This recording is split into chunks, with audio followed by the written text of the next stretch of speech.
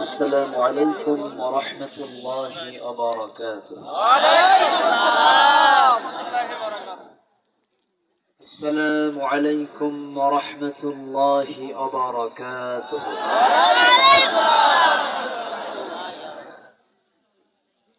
إن الحمد لله الأكرم الذي خلق الإنسان وكرم وعلمه من البيان ما لم يعلم،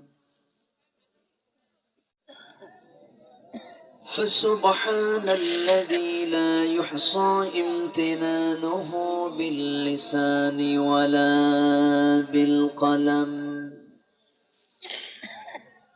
نشهد أن لا إله إلا الله وحده لا شريك له، ونشهد أن سيدنا وحبيبنا ومولانا محمدا عبده ورسوله، الذي أرسله بالحق بشيرا ونذيرا وداعيا إلى الله بإذنه وسراجا منيرا. فقد قال الله تعالى في كلامه المجيد وفرقانه الحميد: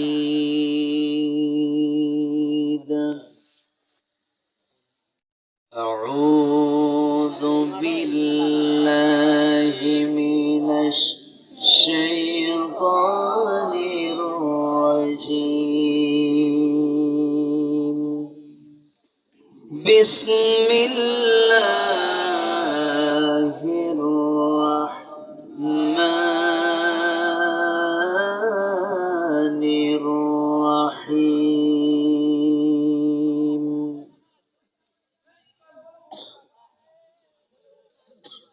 هو الذي أرسل رسوله بالهدى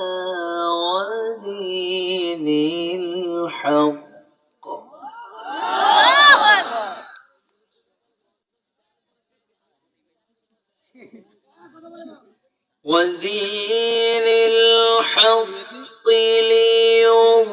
ليظهره على الدين كله، وكفى بالله شهيدا.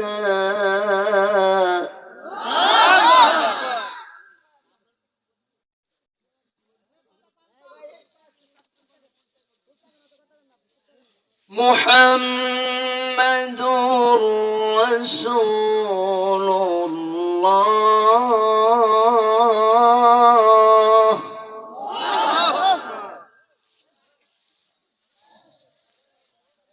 محمد رسول الله.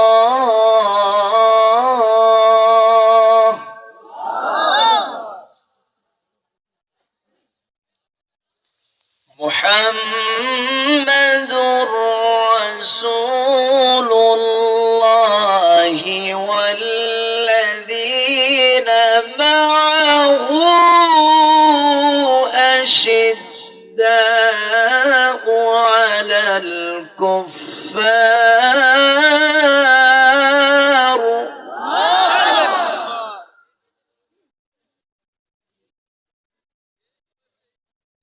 أشداء على الكفار رحماء بينهم.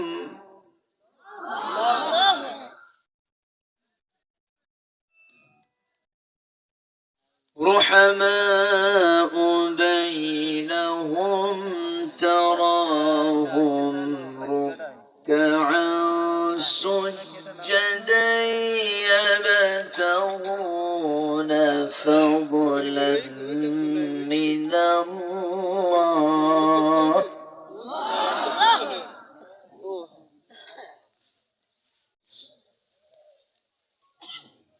فضلا من الله ورضوانا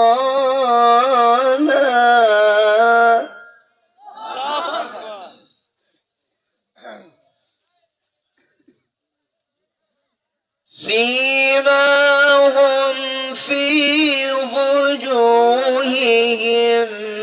من أثر السجود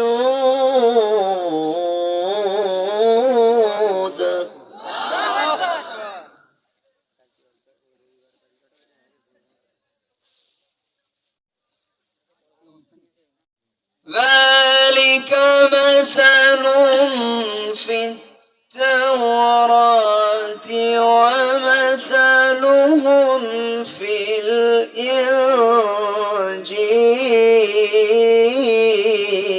الإنجيل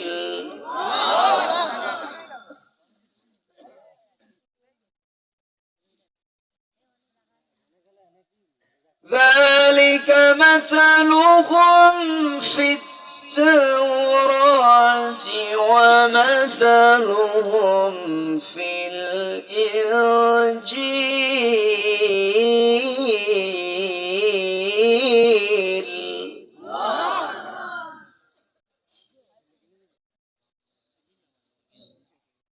الله أكبر بسم الله الرحمن الرحيم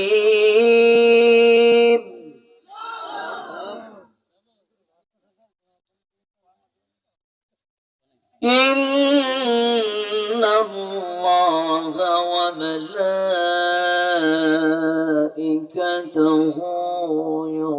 يصلون على النبي يا أيها الذين آمنوا صلوا عليه وسلموا تسليما اللهم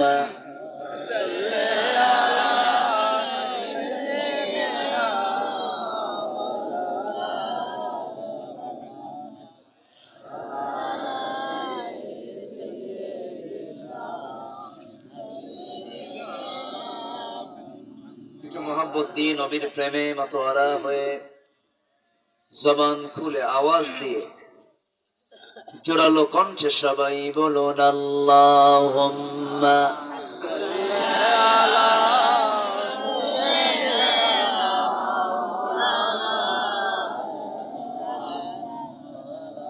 وعلى آل سيدنا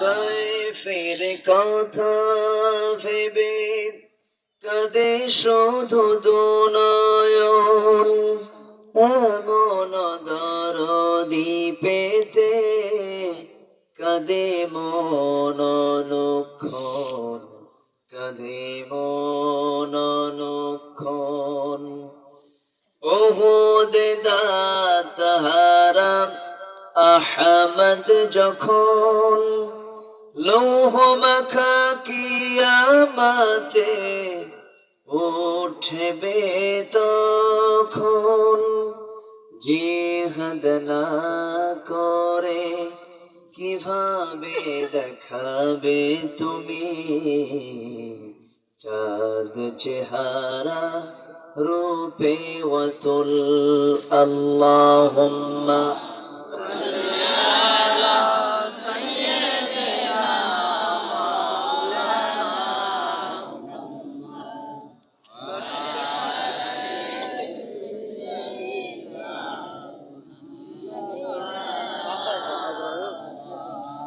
সবাই বলুন বালাগাল উলা বিকামালিহি কাশাফাত তুজা বিজামালিহি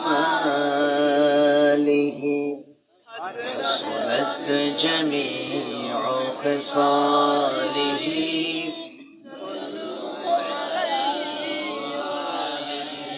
سورة يوسف بدار حكمة لقمان ما قارئ قرآن باری یہ دل سادمان ما بلغ العلا كشف الدجى بجماله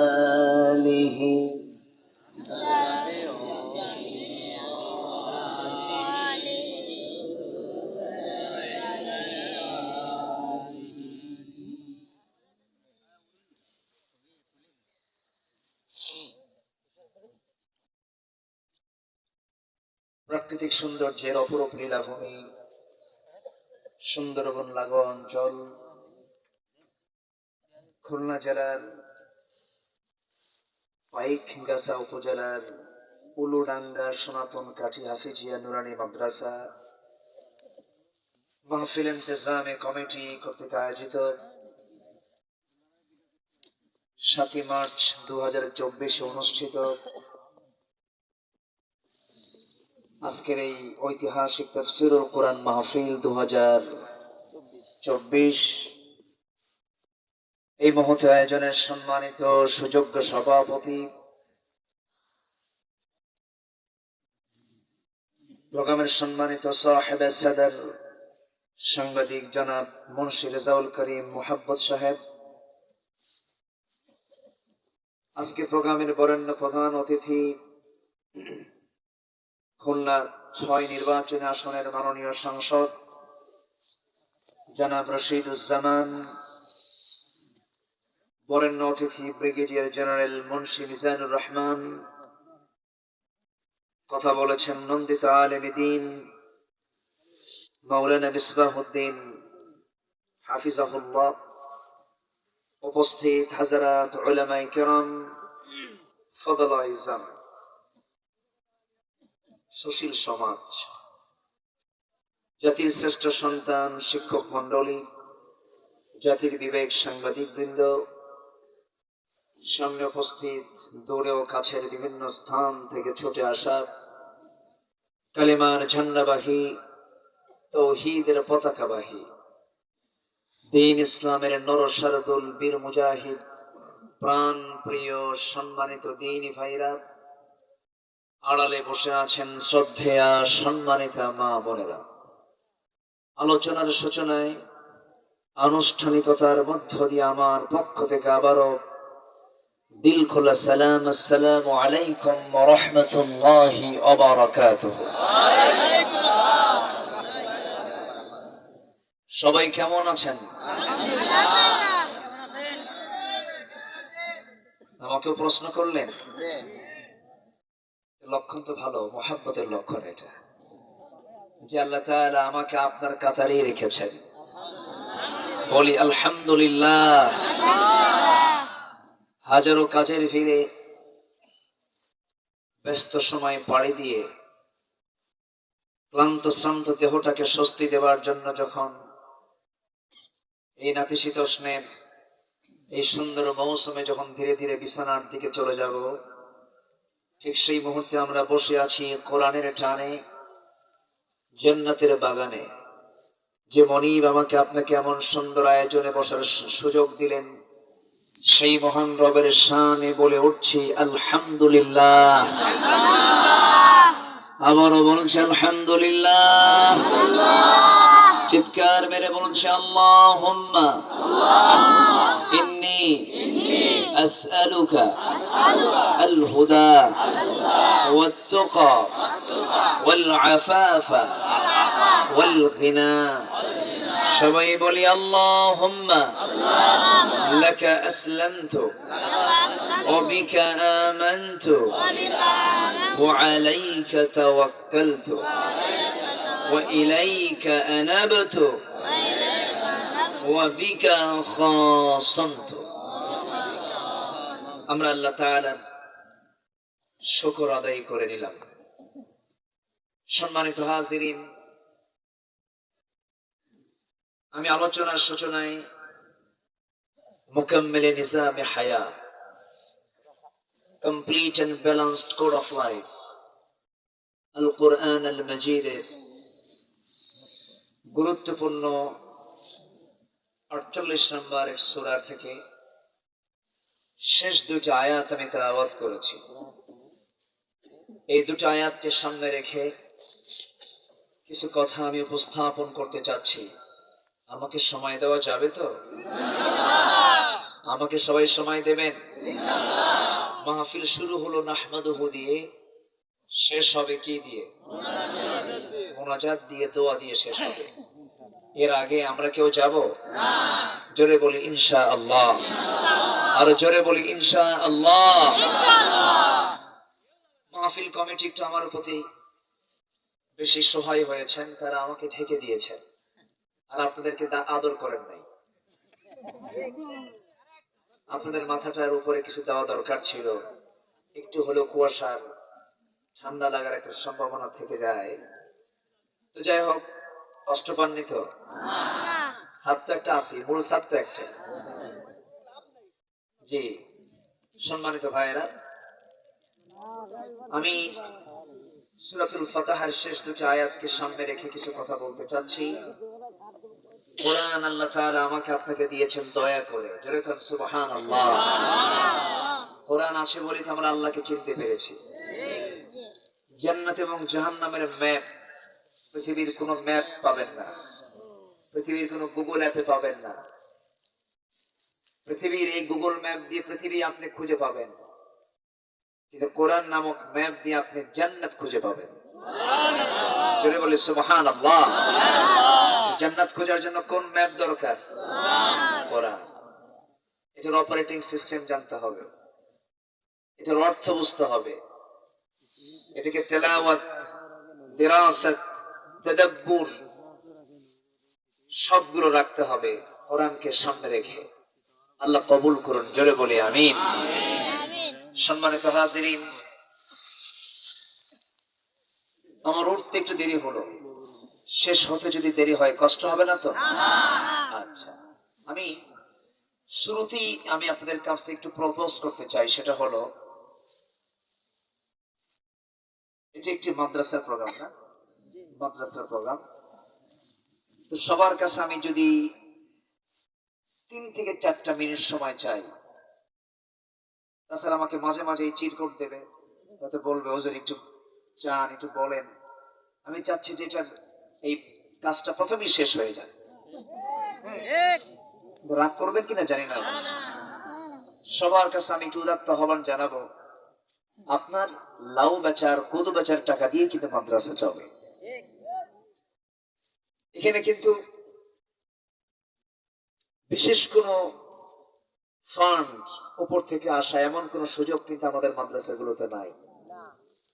এরপরেও কিছু মহল থেকে কথা আসে মাদ্রাসায় নাকি জঙ্গি প্রজনন কেন্দ্র। জোরে বলেন নাউযুবিল্লাহ। যতটুকু জাতি সভ্য আছে এই মাদ্রাসাগুলো থাকার কারণে। কলেজের দিকে আর তাকাতে পারবেন না। ইউনিভার্সিটিতে কোনো স্নেহ, সম্মান, শ্রদ্ধা এগুলো সব হেরে গেছে। যতটুকু নৈতিকতার শিক্ষা, নৈতিকতার মান যদি দেখতে চান, ততটুকু মাদ্রাসাতেই আছে। বলি আলহামদুলিল্লাহ। তো একটু কষ্ট হবে আপনার যে হুজুর উঠেই এটা কি শুরু করলো। এটা আমারও কথা, কিন্তু সবার আগে প্রতিষ্ঠানগুলোর দিকে আমাদের নজর দেওয়ার দরকার আছে না নাই বলেন তো? আমি যদি এই মুহূর্তে আপনার কাছে কিছু স্বেচ্ছাসেবক পাঠায় দেই, আপনার হাতের কাছে গিয়ে যদি দাঁড়ায়, আপনি কি তাকে তাড়ায় দিবেন? আমরা সবাই দেব না ইনশাআল্লাহ? 2, 4, 5, 6, 10, 20, 50, 100, 500, 1000 যে যা পারি জন প্রতি যদি এখান থেকে যদি কেউ না মিস করে যদি সবাই কিছু দেন, এতে মাদ্রাসার শুধু উপকার হবে না, বিশাল উপকার হবে। বিশাল উপকার হবে। দান একটা চান্স, একটা সুযোগ, এটা সবাই করতেও পারে না। একটু ব্যাগ যাবে, যে যা পারি আমরা 2 থেকে 3 মিনিট জিকিরের তালে তালে আমরা যে যা পারি আমরা দেওয়ার চেষ্টা করব। জিকির করি সুবহানাল্লাহ আলহামদুলিল্লাহ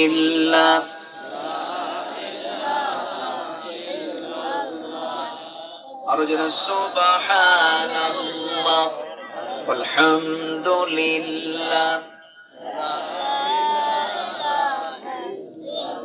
লোকজন নাই? কোথায় লোকজন? জিকির করে সুবহানাল্লাহ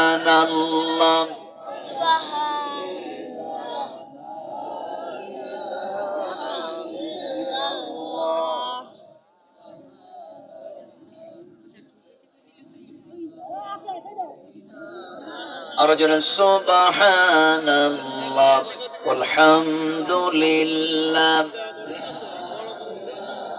ভলেন্টিয়ার ছাড়া যদি কেউ উঠে দাঁড়ান, এটা আমি মনে করবো কোরআনের সঙ্গে একটু হলেও বেমানান হয়ে যায়। এটা কোরআনের সৌন্দর্য নষ্ট হয়ে যাবে আপনার দ্বারা। এটা কিন্তু ঠিক নয়। একটু সবাই বসি আমরা। কিন্তু আমি লক্ষ্য করছি ভলেন্টিয়াররা খুব স্লো কাজ করছেন। এটা কিন্তু মাহফিলের সৌন্দর্য একদম নষ্ট হয়ে যাবে। কিন্তু এটা কোনো কথা হলো? এতক্ষণ তো শুরু হয়ে যেত সবার। কোথায় লোকজন? জিকির করি সুবহানাল্লাহ।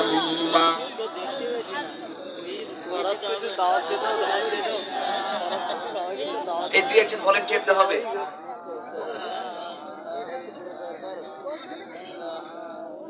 কোথায় লোকিত ভাই?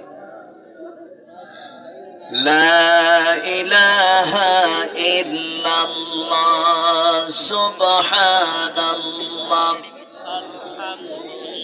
এই পাশে লোক কোথায়? ওই পাশে লোক কোথায়? ওই পাশে লোক কোথায়? কোথায় আপনাদের লোকজন বলেন?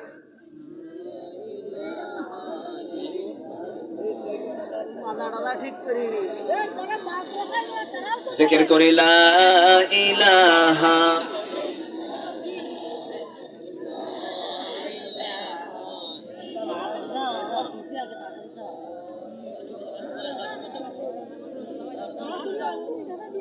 যদি মাথার টুপি আছে তো টুপি রুমাল দিয়ে নামেন না। যারা ভলেন্টিয়ার আছেন, মানুষ তো বিরক্ত হয়ে যাবে। জিকির করি লা ইলাহা। জি, আমরা একটু মেহেরবানি করে স্বেচ্ছাসেবকের ভূমিকা পালন করি। 2 থেকে 3 মিনিট যে যা পারি আমরা দিব। প্রত্যেক হাতের ছোঁয়া যেন ব্যাগে লাগে। জিকির করি সুবহানাল্লাহ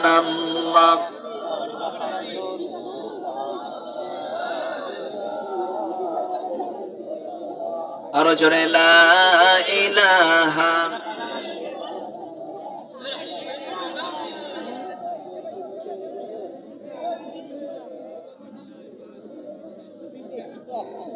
আরো জোরে লা ইলাহা ইল্লাল্লাহ সুবহানাল্লাহ।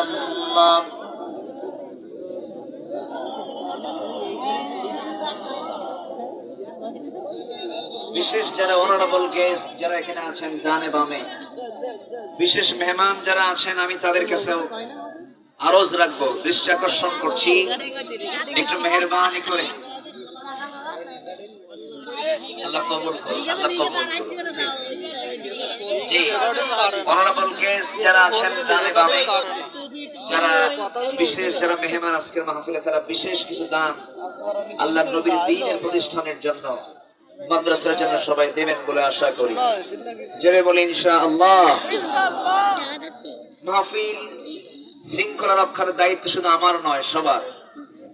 আমরা সাইড কোনো কথা না বলি, আল্লাহর নামটা নেই, এটাকে আমরা শুধু জনসভা মনে করবো না। এটা একটা ইবাদতের জায়গা। জিকির করেন সুবহানাল্লাহ আলহামদুলিল্লাহ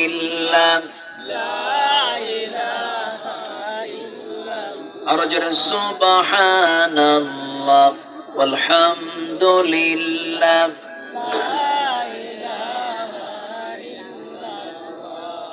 তো ভলেন্টিয়ার ভাইরা ব্যাগ নিয়ে গেল কোথায়?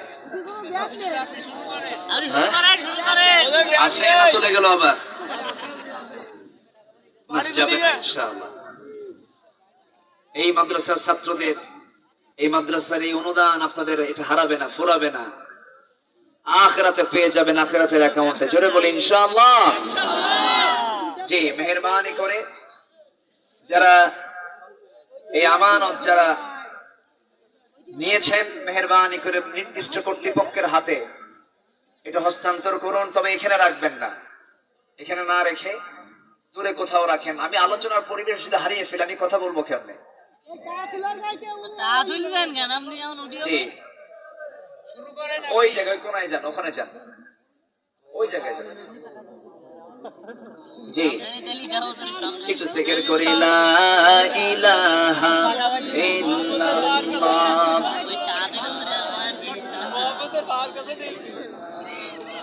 জিকির করি লা ইলাহা ইল্লাল্লাহ সুবহানাল্লাহ আলহামদুলিল্লাহ।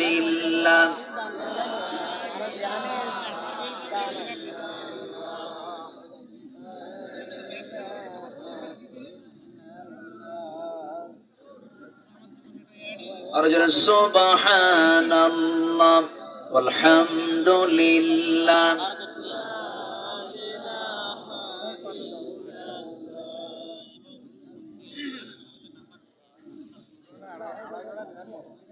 আপনি বসেন। লা ইলাহা ইল্লাল্লাহ মুহাম্মাদুর রাসূলুল্লাহ সাল্লাল্লাহু আলাইহি ওয়াসাল্লাম। আসুন আমরা এখন সোজা আলোচনার দিকে চলে যাচ্ছি। আমি মাদ্রাসার পক্ষ থেকে আপনাদের কাছে একটু হাত বাড়িয়েছিলাম, সবাই স্বতঃস্ফূর্ত সহযোগিতা করেছেন। আল্লাহ তাআলা সবাইকে এর জন্য উত্তম জাযায়ে খায়ের দান করুন। একটু জোরে বলি আল্লাহুম্মা আমিন। এখন কি আপনার সমস্যা কি বলেন? কোথায় অফ হয়ে গেছে? এই এটা হলো বলেন।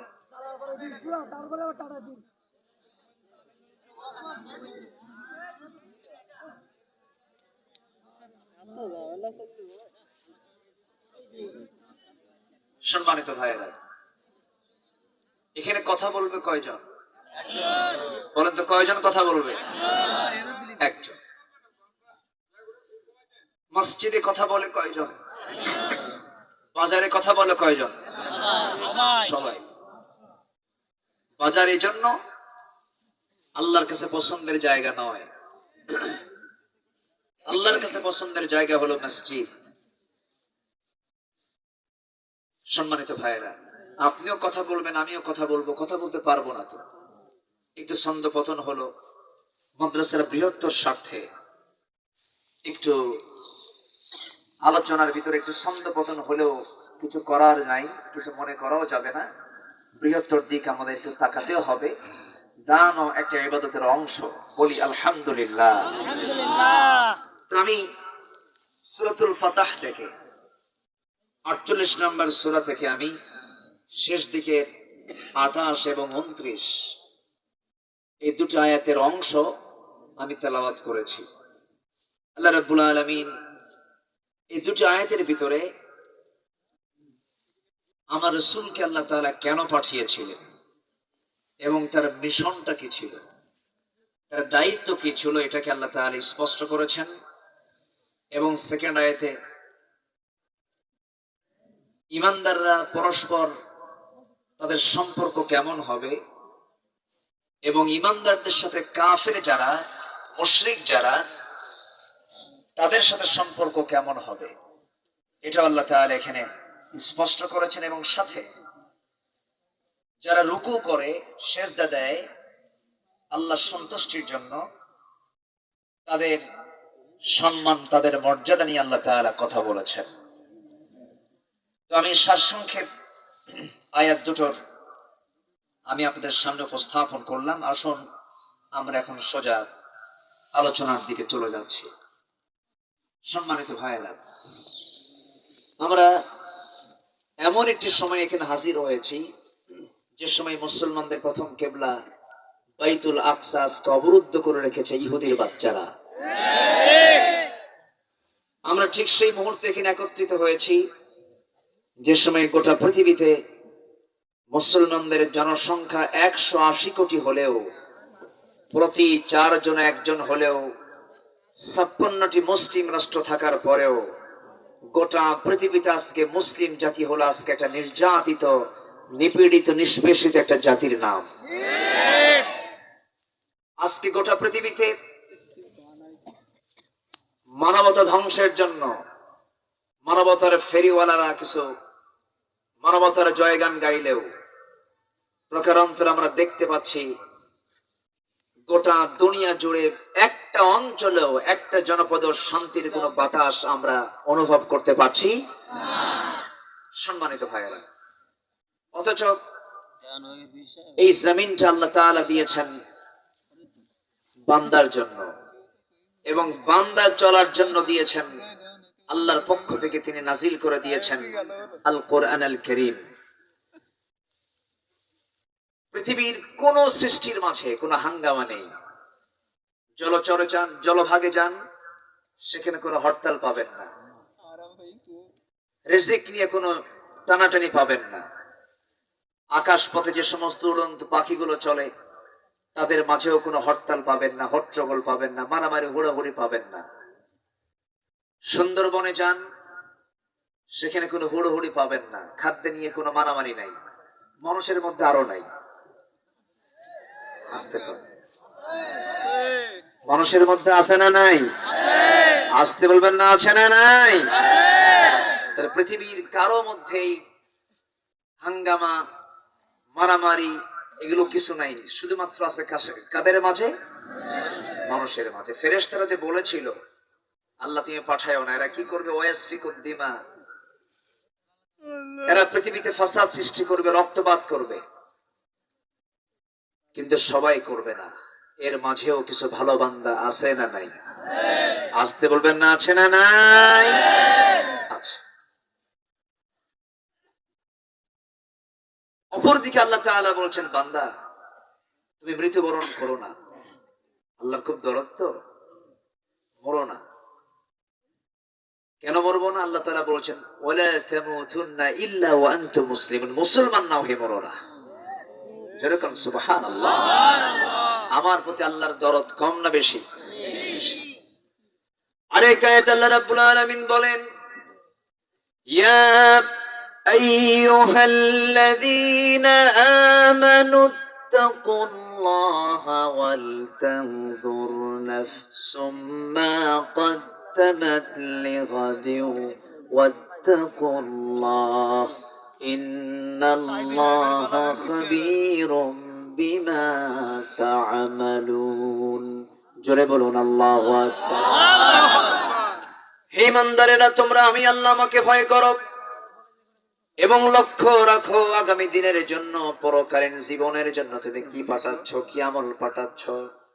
বান্দা তুমি যা কিছু করো সমস্ত খবর কিন্তু আমি আল্লাহ আমার কাছে সব জানা হয়ে যায়।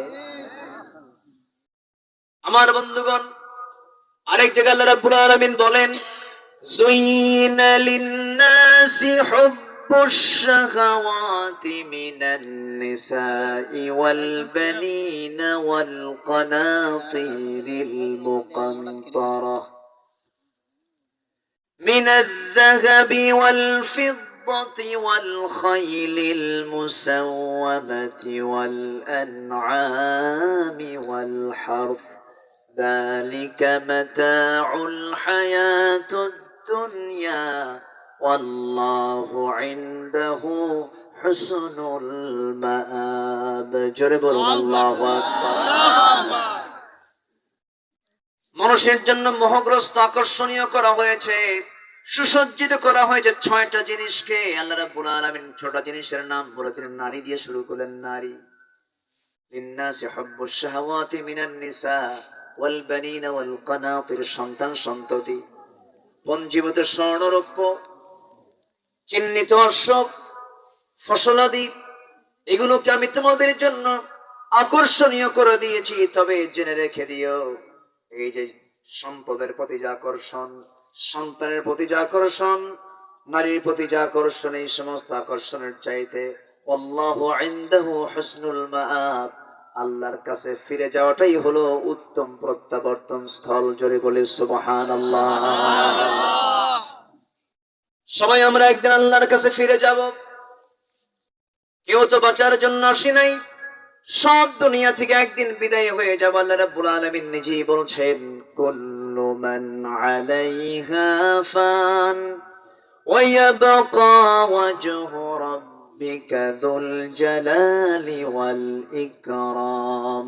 আওয়াজ দিয়ে সবাই বলুন, ফাবিআইয়ি আলা'i রাব্বিকুমা তুকাযযিবান। জোরে বলুন আল্লাহু আকবার।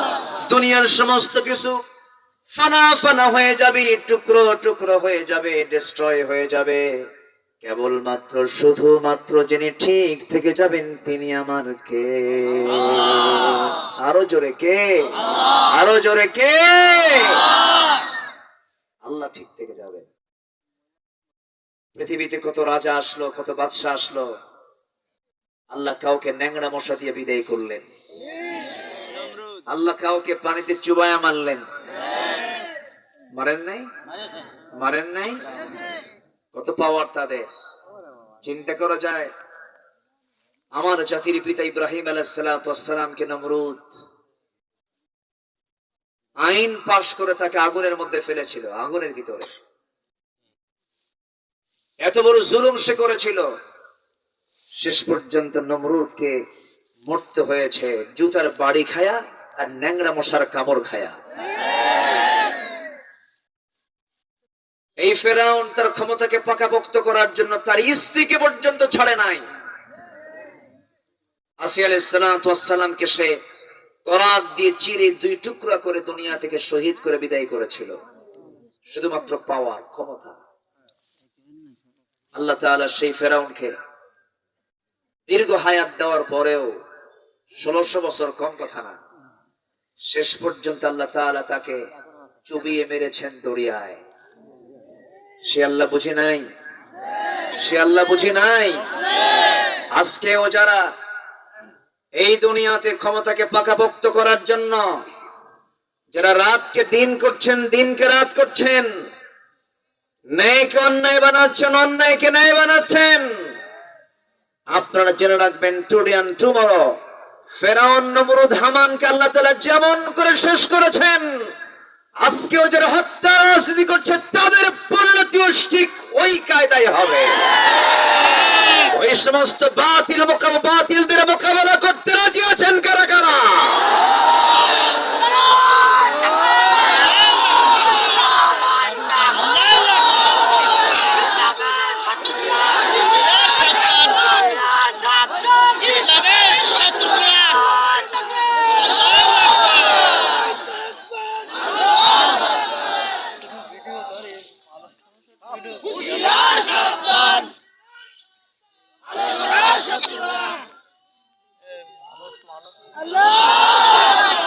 সম্মানিত ভাইয়েরা, এক মাঘে শীত যায় না, কারো পৌষ মাস, কারো সর্বনাশ। কিন্তু সর্বনাশ সবসময় থাকে না, সর্বনাশাদেরও পৌষ মাস আসে। আসে কিনা বলেন? আসে। কত দাপট ছিল মোগল সম্রাটদের, কেউ তাদের কবরে যায়? তাদের নাম আছে? যদি খুলনার মোড়ে দাঁড়ায় যদি ওই মোগল সম্রাটদের বিরুদ্ধে যদি এখন কেউ ওয়াজ করে, মানুষ কি পাগল বলবে না? কে মোগল সম্রাটদের বিরুদ্ধে কি কয়? অথচ তারা এক সময় এই উপমহাদেশ শাসন করেছে। সে আফগান থেকে, কাবুল থেকে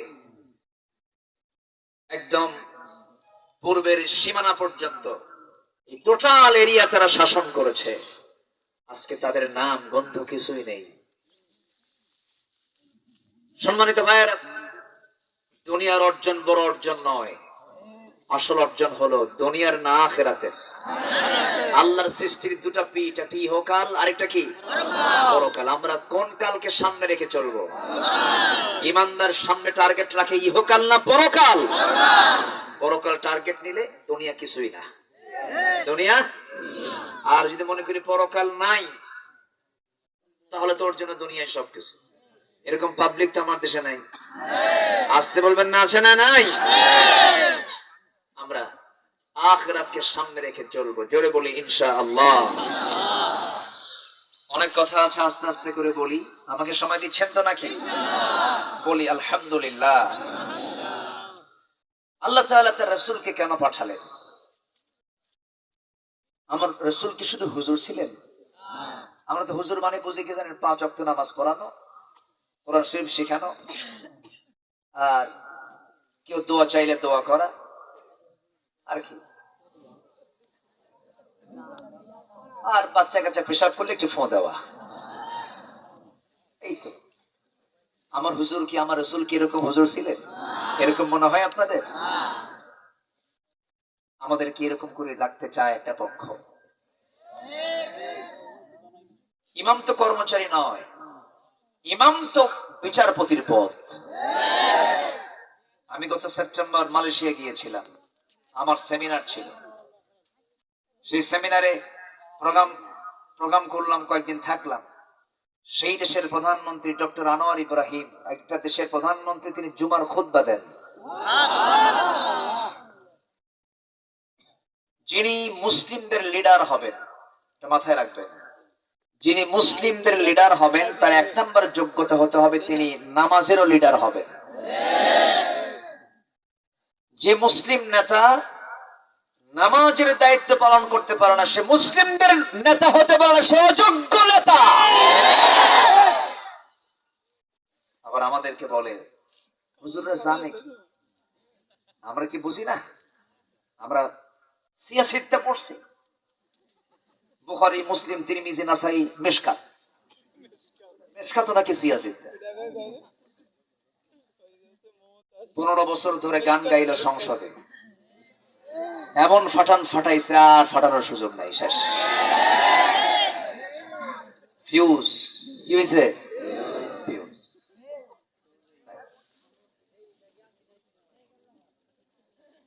সম্মানিত ভাইয়েরা, সম্মানিত বন্ধুগণ, আবার আরেকজন বলে আগামীকাল ঈদুল আজহার জানাজা নামাজ। এটা হচ্ছে মুসলমানদের লিডার, মুসলমানদের নেতার জ্ঞান কি এরকম হওয়া উচিত?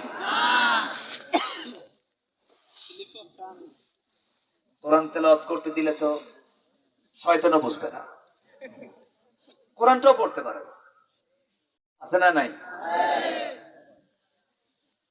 আসসালামু আলাইকুম, বিসমিল্লাহির রহিম, আল্লাহর নাম একটা রহমান সে বাদ দিতেছে, যা ওটা শর্টে মারছে। যোগ্যতা, আমি কি কথা বলবো?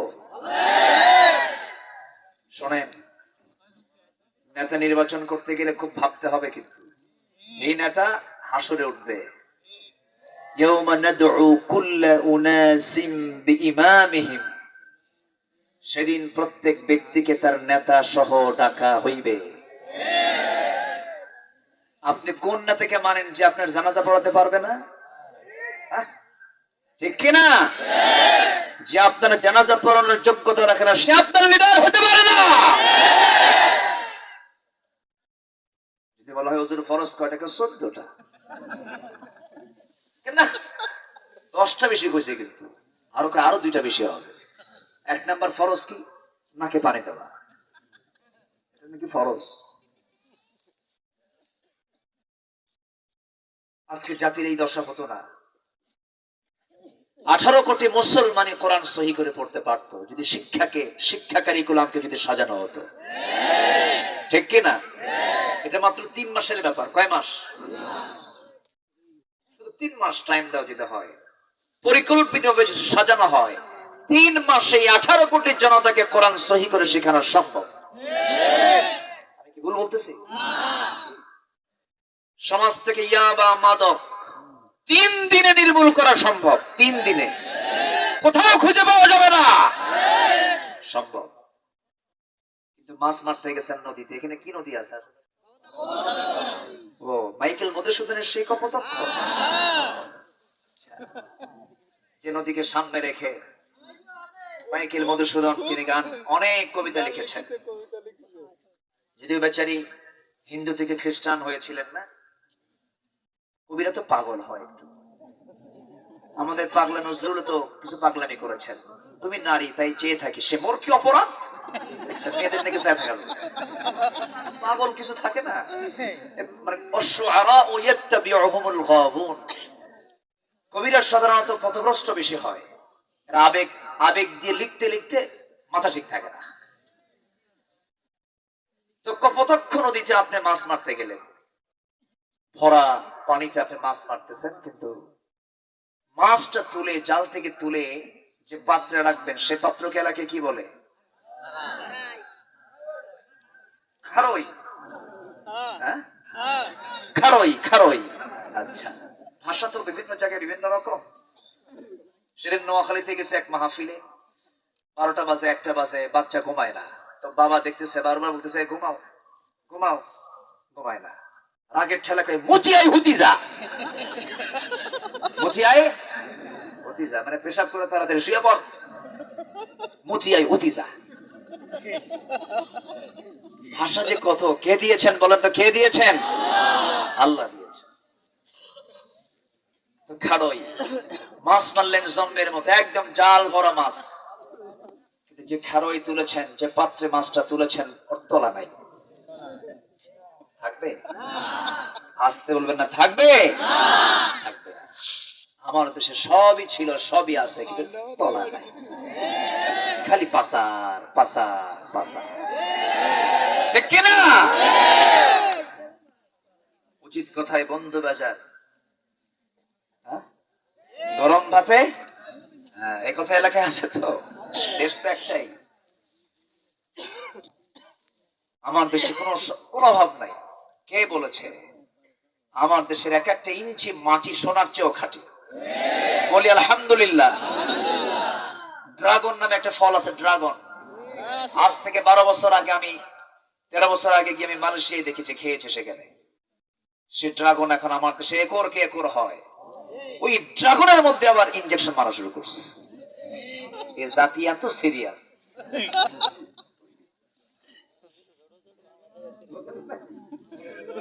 ডাবল কি করবেন বলেন? আমার দেশে মানুষ বেশি না চোর বেশি? কাম সারছে। না, আমরা ভালো হয়ে যাব, জোরে বলি ইনশাআল্লাহ। তবে নেতারা যদি সব ভালো হয়ে যেত না, ভালো হওয়া খুব সহজ হতো। নেতা যেমন হয়, কর্মী তেমন হয়। আমাদের নেতা কিন্তু একজন, আমাদের রবও একজন। আমাদের রব কয়জন? তিনি কে? আসতে বলবেন না, তিনি কে?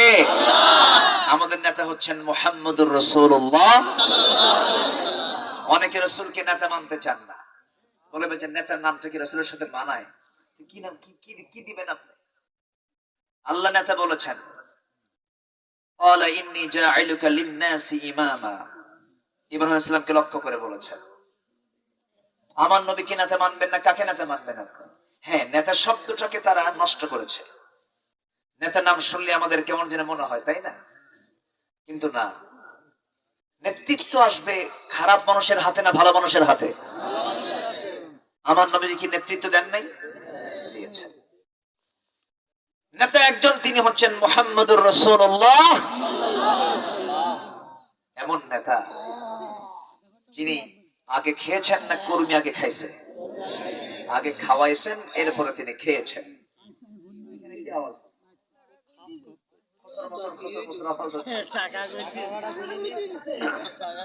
থাক না, এখন হিসাব করার দরকার নেই, একটা ফু মেরে দেন, এমনি বেড়ে যাবে, জানেন? বিসমিল্লাহ দিয়ে ফু দিয়ে দেন। এখানে বরকতি, সবচেয়ে বরকতি মানুষ, বলি আলহামদুলিল্লাহ। খেটে খাওয়া মানুষের সামান্য অর্থের বরকত অনেক বেশি। আল্লাহ তাআলা ধনীকে দিয়েছেন শুধু টাকা দেখতে, তুই টাকা দেখবি কিন্তু খাওয়া দেব না তোরে। আর গরিবকে দিয়েছেন খাদ্য, তুই টাকা দেখবি না, খালি খাবার খাবি, খা। আল্লাহ ভাগ করে দিয়েছেন। আল্লাহু আকবার বলেন। শহরের মানুষ বেশি খায় না গ্রামের মানুষ বেশি খায়? গ্রামের মানুষ খেতে বসলে কি প্লেট নিয়ে বসে? কি নিয়ে বসে? গামলা নিয়ে বসে, বল নিয়ে বসে, ডিশ নিয়ে বসে। কিন্তু শহরের লোক বসে হলো ফাঁকিবাজি প্লেট নিয়ে, তলাই নেই, এরকম। প্লেট নিয়ে বসে নাস্তা কি মুলা দিয়া মুলা কি দিয়ে বলেন তো মুলা দিয়ে আবার নাস্তা হয় বুঝলেন না বসে পিএস কে ডাক দিয়ে বলে কয়েক হাজার কোটি টাকার মালিক গ্রুপ অফ ইন্ডাস্ট্রিজ এর মালিক পিএস এসে বলে স্যার কালকে তো ডাক্তার চেক আপ করছে কি হাফ কেজি আঙ্গুর সামনে রেখে দিচ্ছে সেখান থেকে বলছে স্যার সর্বোচ্চ একটা এর উপরে হাফ দুটো আঙ্গুর খাওয়া যাবে না একটা খায় আর সায়া থাকা হারে পোড়া কপাল আমার বুঝতেছেন কি রুটি সাজানো 20-25টা বলে বস একটার বেশি দুটা খেলেই কিন্তু ইনসুলিন নিতে হবে উপায় নাই মিষ্টির কাছে যাওয়াই যাবে না খালি ছায়া থেকে দেখবে শুধু খাওয়ার কোনো উপায় নাই আর গ্রামের মানুষ যখন বসে একেবারে বল নিয়ে বসে 1 কেজি ভাত খাওয়ার পরে যখন বলা হয় খাইছো কেমন আরো 1 কেজি হলে ভালো হয় আমি যখন এখন খাইতে বসে দেখি এত বড় গাবলা নিয়ে আসছে একদম ভাত পুরো ভরে বললাম খাওয়াবেন কারে খুঁজুর আপনারে বিষয়টা হলো গ্রামের মানুষকে বরকত কে দিয়েছেন আসতে বলবেন না কে দিয়েছেন গরিবকে দিয়েছেন বেশি খাদ্য এবং বেশি সন্তান বেশি খাদ্য এবং বেশি দুটাই বরকত দুটাই কি 20 বছর চিকিৎসা করে বাচ্চা হয় না ধনী শেষে এসে ওই মানে ওই ঠ্যাং ভাঙ্গা কোমর ভাঙ্গা একটা বাচ্চা গেলে এরকম এরকম নড়াচড়া করে আছে না নাই আছে না নাই বরকত দেওয়ার মালিক কে আল্লাহ কাউকে ঠকান না যেরকম সুবহানাল্লাহ আমার নবী আগে খেয়েছেন না খাওয়াইছেন এটা হচ্ছে নেতার একটা বৈশিষ্ট্য আমার নবীজি সারা জীবন তার মিশনটা ছিল একটাই রাসূলকে আল্লাহ রাব্বুল আলামিন কেন পাঠালেন মূল আয়াতের দিকে আস্তে আস্তে করে চলে যায় মহান রাব্বুল আলামিন বলেন হুয়াল্লাযী আরসালা রাসূলাহু বিল হুদা ওয়া দীনিল হক লিইয়ুযহিরাহু আলাদ-দীনি কুল্লিহি وكفى بالله شهيدا সূরা সাফের ভিতর আল্লাহ রাব্বুল আলামিন একই আয়াত বলেছেন শুধু আয়াতের শেষে একটু অন্য মিল দিয়ে শেষ করেছেন হুয়াল্লাযী আরসালা রাসূলাহু বিল হুদা ওয়া দীনিল হক লিইয়ুযহিরাহু আলাদ-দীনি কুল্লিহি ওয়ালাউ কারিহাল মুশরিকুন জোরে বলুন আল্লাহু আকবার তিনি সেই মহান প্রভু তিনি সেই মহান সত্তা যিনি তার রাসূলকে প্রেরণ করেছেন দ্বীনে হক দিয়া দুনিয়াতে পাঠিয়ে দিয়েছেন এই দ্বীনে হককে তিনি কি করবেন যেন তিনি গোটা দুনিয়ার লিয়ুযহিরাহু আলাদ-দীনি কুল্লিহি শুধু একদিন নয় দুনিয়াতে যত দিন আছে ইসলামের বিপরীত যত দিন জীবন বিধানগুলো আছে ইসলামের বাইরে যত বিধানগুলো আছে এটাও দিন কিন্তু এটা বাতিল দিন কি দিন বাতিল দিন ইসলাম ছাড়া এই পৃথিবীতে আরো 70 থেকে 80টি মানব রচিত মতবাদ আছে 70 থেকে 80টা মানব রচিত মতবাদ গুলো আছে মানুষ তৈরি করেছে এই সমস্ত মতবাদ গুলো এই সমস্ত মতবাদের উপরে হে রাসূল আমি আপনাকে আল্লাহর দ্বীনকে আমার দ্বীনকে বিজয়ী করার জন্য আমি আপনাকে দুনিয়াতে পাঠাইছি তাহলে আল্লাহর দ্বীনকে বিজয়ী করার জন্য রাসূলকে লিডার করে পাঠিয়েছেন কে আসতে বলবেন না কে তিনি কি একা করেছেন তার সাথে আরো লোক ছিলেন তাদেরকে কি বলে নিঃসন্দেহে সাহাবারা সম্মানিত সাহাবীদের সম্মান নিয়ে কোনো কথা বললে আমাদের গায়ে লেগে যায় বলা যাবে না কিছু কিছু জায়গায় কলম চলে না কিছু কিছু জায়গায় কলম চলে না সাহাবীরা নবীর সংস্পর্শে থাকা মানুষ সাহাবীরা নবীর সঙ্গে লেগে থাকা মানুষ পরীক্ষিত ব্যক্তি তারা এবং তাদের সম্মান তাদের মর্যাদা আল্লাহর পয়গম্বরদের পরপরই তাদের মর্যাদা কিয়ামত পর্যন্ত চেষ্টা করে ওকে কোন ইউনিভার্সিটি ওমরের মতো একজন ছাত্র বের করতে পারবে? আবু বকরের মতো, উসমানের মতো, আলীর মতো পারবে না। অতএব কিছু কিছু জায়গায় গিয়ে কলম চলে না, কলম না চালানি ভালো, কলম না চালানোই ভালো। আকলমান ইশারা বাসা, সচেতন ব্যক্তির জন্য ইঙ্গিতটাই যথেষ্ট। এই বিষয় নিয়ে একটু তুল কালাম হচ্ছে, একটু টক হচ্ছে বিভিন্ন জায়গায়। আমি আবার আমার মূল লক্ষ্য কি জানেন? আমার মনটা কাঁদে, আমার দিলটা কাঁদে। আজকে যদি আলেমদের প্ল্যাটফর্মটা যদি একটা থাকতো, এই জাতি আলেমদের হাতে দেশটা তুলে দিত। আসতে বলবেন না, জোরে বলেন ঠিক কিনা? কিন্তু দুঃখ একটাই জানেন, আপনারা দোয়া চান আলেমদের কাছে, আর আমি আপনাদেরকে বলবো কি জানেন, উল্টা দোয়া আপনারা আলেমদের জন্যই করেন। আলেমদের জন্য আপনারা দোয়া করেন। বুকটা ফেটে যায় জানেন। এ বলে ও কি জানে, ও বলে এ কি জানে, বলে ও ছাগল ও গরু, দুইজন কি হলো? গরু আর ছাগল হইলো, মাঝখান দিয়ে মানুষটা হাসে। সম্মানিত ভাইয়েরা, সম্মানিত বন্ধুগণ, আজকের এই প্রেজেন্ট ওয়ার্ল্ডের সবচেয়ে বড় চাহিদা হলো মুসলমানদের ঐক্য সৃষ্টি করা। মুসলমানদের কি সৃষ্টি করা? ঐক্য সৃষ্টি করা।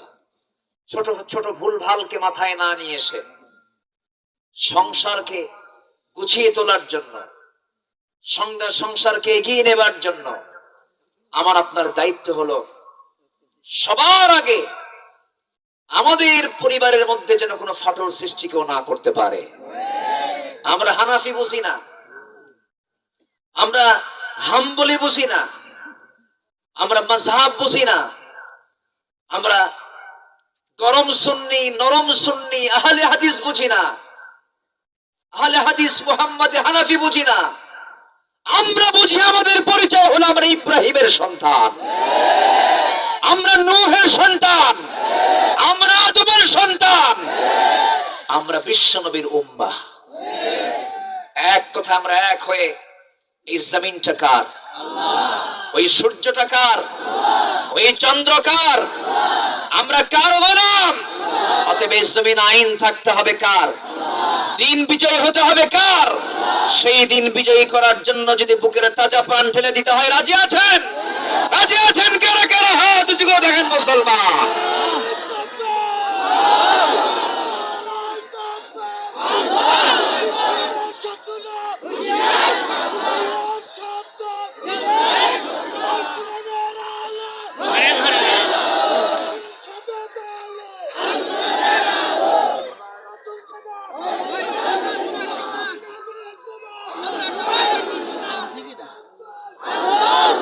আল্লাহ কবুল করুন, জোরে বলে আমিন। সম্মানিত ভাইয়েরা, তাহলে আল্লাহর দ্বীন পরাজিত থাকবে না বিজয়ী হবে? এই বিজয়ী করার জন্য আমাদেরকে অর্ডার দিয়েছেন কে? আসতে বলবেন না কে? আমার নবীজি শুধু কি দোয়া করেছেন?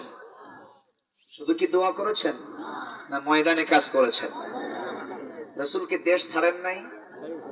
উনি কি কাউকে ঠকাইছিলেন? কারো বাড়িতে আগুন ধরিয়ে দিয়েছিলেন? কারো বাড়িতে হানা দিয়েছিলেন? কাউকে খুন করেছিলেন?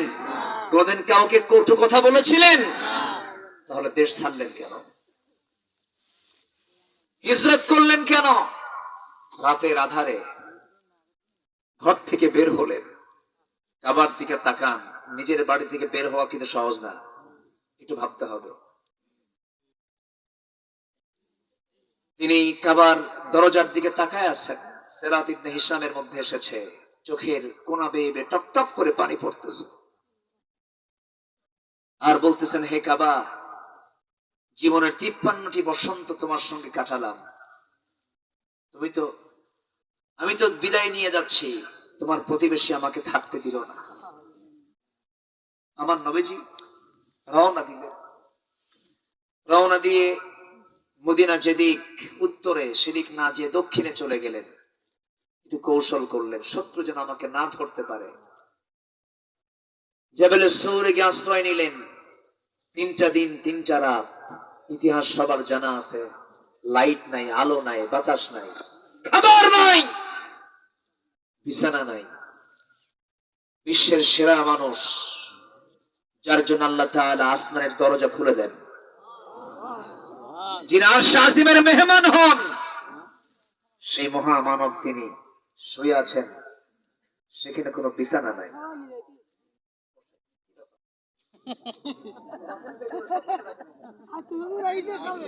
আপনারা খাবেন, আপনারা খাবেন, এগুলো কি করতেছেন? এতগুলো মানুষ সামনে বসে আছে,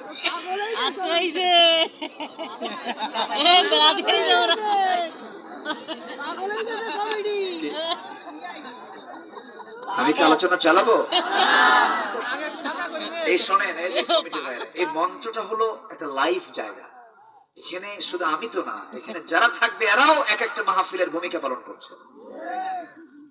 আপনারা এমন কিছু করবেন না যে আপনার দিকে তাকায় থাকে, এটা ঠিক না। একটু বসেন, এতগুলো মানুষকে সামনে রেখে কি খাওয়া যায়? পেটের তো ভাতই হজম হবে না। না, মেহমানকে তার সম্মান জানাচ্ছেন, এই জন্যই দিয়েছেন। যাই হোক, কিন্তু ওয়াজের মাহফিল বলি আলহামদুলিল্লাহ। সম্মানিত ভাইয়েরা, আমার নবীজি সেখান থেকে মদিনায় চলে গেলে ঘর বাড়ি, স্ত্রী, পরিবার, পরিজন, সাহাবীরা ছাড়লেন। ব্যবসাকে সাথে নিয়ে গেছেন তারা। অনেকের বউ বাচ্চাও রয়ে গেছে, একা চলে গেছে। একজন সাহাবীর কথা আমার মনে হলো, আবু সালমা রাদিয়াল্লাহু তাআলা আনহু। উনি সকালে উঠে শুনতে পারলেন যে রাসূল নাই। উনি সোজা স্ত্রীকে বলেন, স্ত্রী আমার, রাসূল তো নাই, মক্কায় থাকবা? চলেন আমরা দুজন মিলে চলে যাই, একটা বাচ্চাও আছে। আবু সালমা তার স্ত্রী উম্মে সালমাকে সঙ্গে করে নিয়ে নবী নাই এই কথা শোনা মাত্রই সঙ্গে সঙ্গে রওনা দিয়েছেন। রওনা দেওয়ার পথে, পথের মধ্যে আবু সালমার ভাইরা তাকে আটকায় ফেললো। উম্মে সালমার আব্বা আম্মা অর্থাৎ তার শ্বশুর শাশুড়ি আটকায় ফেললো। দুজন দুদিক থেকে, দুদিকের আত্মীয় স্বজন। একজন ভাইরা তারা তার সন্তানকে নিয়ে চলে গেল, উম্মে সালমাকে তার আব্বা আম্মা জোরপূর্বক নিয়ে চলে গেল। আবু সালমাকে বলা হলো, আবু সালমা, সন্তান নিয়ে যেতে পারবা না, বউকে নিয়ে যেতে পারবা না। আবু সালমা বললেন, শুধু সন্তান আর বউ কেন, তোমরা যদি আমার এই জীবনটাও দুনিয়া থেকে চিরতরে নিশ্চিহ্ন করে দাও, আমার সিদ্ধান্ত থেকে তোমরা আমাকে ঘুরাতে পারবা না। আবু সালমা রওনা দিলেন মদিনার দিকে। উম্মে সালমাকে ঘরের মধ্যে গৃহবন্দী করে রাখা হলো। আবু সালমা উম্মে সালমার দাম্পত্যময় জীবন খুব ভালো, মধুময় ছিল তাদের সম্পর্ক। উম্মে সালমা একদিন গল্প করতে করতে বলছিলেন, আমার স্বামী আমার, আমি যদি আপনার আগে মারা যাই, আপনার আগে যদি আমার মরণ হয়, আমি আপনাকে একটা প্রশ্ন করবো, আপনি আমাকে কেমন ভালোবাসেন এটাকে পরীক্ষা করার জন্য বলতেছি আমি আপনাকে। যদি আমার মরণটা আপনার আগে হয়ে যায়, আমার মৃত্যুর পরে কি আমার জায়গায় অন্য কোনো বউ আপনি নিয়ে আসবেন নাকি? এমন প্রশ্ন কিন্তু আমার আপনার বউরাও করে, করে কিনা জানি না, করে না, এরকম করে নাই? বুড়া চাচা কোন কিছু, এই বুড়া, আমি যদি মরি তুই বুড়ে আবার আরেকটা বুড়ে নিয়ে আসবি না তো, বলে কি? আল্লাহ তাআলা মেয়েদেরকে দিল এরকম করে বানায় দিছে, ওরা সব সহ্য করে, কিন্তু এটা সহ্য করতে পারে না। আমার রাসূল আম্মা জান খাদিজার জন্য কাঁদেন। মা এসে বলেন, ইয়া রাসূল, ওই বুড়ির জন্য এখনো কান্দা লাগে? আমরা তো আছি। রাসূল বলেন, আয়েশা, খাদিজাকে নিয়ে কিছু বলো না। খাদিজা আমার হচ্ছে দুঃখের সময়ের মানুষ, ওর সঙ্গে কোনো তুলনা হয় না। ওকে কষ্ট দেওয়া মানে আমাকে কষ্ট দেওয়া। আল্লাহু আকবার বলো। আমার নবীজির কোন দোয়ায় খাদিজার নাম বাদ পড়তো না। সুবহানাল্লাহ, সুবহানাল্লাহ। উম্মে সালমা রাদিয়াল্লাহু তাআলা আনহা এমন প্রশ্নের জবাব দিতে নিয়ে আবু সালমা বলে ফেলেন, আমার স্ত্রী, তোমার মনটা কি চায় বলো তো? উম্মে সালমা বলছেন, আমি আপনাকে খুব ভালোবাসি, আমার মরণটা যদি আপনার আগে যদি আমার মরণটা হয়ে যায়, আমার জায়গায় আমি অন্য কোনো মহিলাকে আমি আসতে দেব না, আমার এটা পছন্দ নয়। আবু সালামা বললেন, আমার স্ত্রী উম্মে সালামা, তোমার যদি এমনটাই নিয়ত হয়, তুমি যদি এমনটাই চাও, যদি এমনটা হয়ে যায়, আমার আগে তুমি যদি দুনিয়া থেকে বিদায় হয়ে যাও, আমি যদি বউহারা হয়ে যাই, সামান্য এই ক্ষুদ্র জীবনে আমি সিদ্ধান্ত নিয়ে তোমাকে জানিয়ে দিচ্ছি, বাকি জীবনে আর কোন স্ত্রী আমি আমার জীবনে গ্রহণ করব না। তবে আমার স্ত্রী, তুমি মন খারাপ করো না, তোমার আগে যদি আমার মরণটা হয়ে যায়, তুমি তো বিধবা হয়ে যাবে, তুমি তো স্বামীহারা হয়ে যাবে, অসহায় হয়ে যাবে। কিন্তু আমার দোয়া তোমার ক্ষেত্রে সেই সময় হলো সম্পূর্ণ উল্টা। তুমি চাচ্ছ আমি যেন আমার কোন স্ত্রী তোমার জায়গায় না নিয়ে আসে, কিন্তু আমি তা চাবো না। আমার চাওয়াটা হলো, আমার তোমার আগে যদি আমার মরণটা হয়ে যায়, তুমি যদি বিধবা হয়ে যাও, আল্লাহ যেন আমার চাইতে তোমাকে উত্তম স্বামী একজন জুটাইয়া দেন। যেরকম সুবহানাল্লাহ। এর মানে আবু সালমা বুঝাইয়া দিলেন, শোনো, বিধবা যদি হয়ে যায় কেউ, স্বামীটা তার জীবনের জন্য প্রয়োজন হয়ে যায়।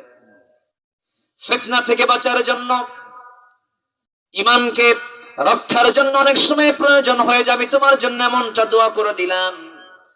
আল্লাহ তাআলা আবু সালমার দোয়াটাই কবুল করেছেন, তার দোয়াটা উত্তম মনে করেছেন আল্লাহ রাব্বুল আলামিন। আবু সালমা বউটাকে রেখে, সন্তানকে রেখে নবীর পরে পরে হিজরত করে মদিনা পর্যন্ত চলে গেলেন। বউ ছাড়লেন, সন্তান ছাড়লেন, সংসার ছাড়লেন, ব্যবসা ছাড়লেন, মদিনায় চলে গেলেন। মদিনায় যাওয়ার পরে কিছুদিন সময় কেটে গেল তার। উম্মে সালমা করলেন কি, সবার চক্ষু ফাঁকি দিলেন। বছর খানেক পরে ওই সন্তানকে লুকোচুরি করে নিয়ে সবার চক্ষু ফাঁকি দিয়া তিনি একাই রওনা দিলেন মদিনার পথে। মদিনায় চলে গেলেন। মদিনায় যখন ফজরের সময় পৌঁছে গেলেন, আজান শুরু হয়ে গেছে, নামাজ শুরু হয়ে গেছে। মদিনার মসজিদে নামাজ শেষ হয়ে গেছে।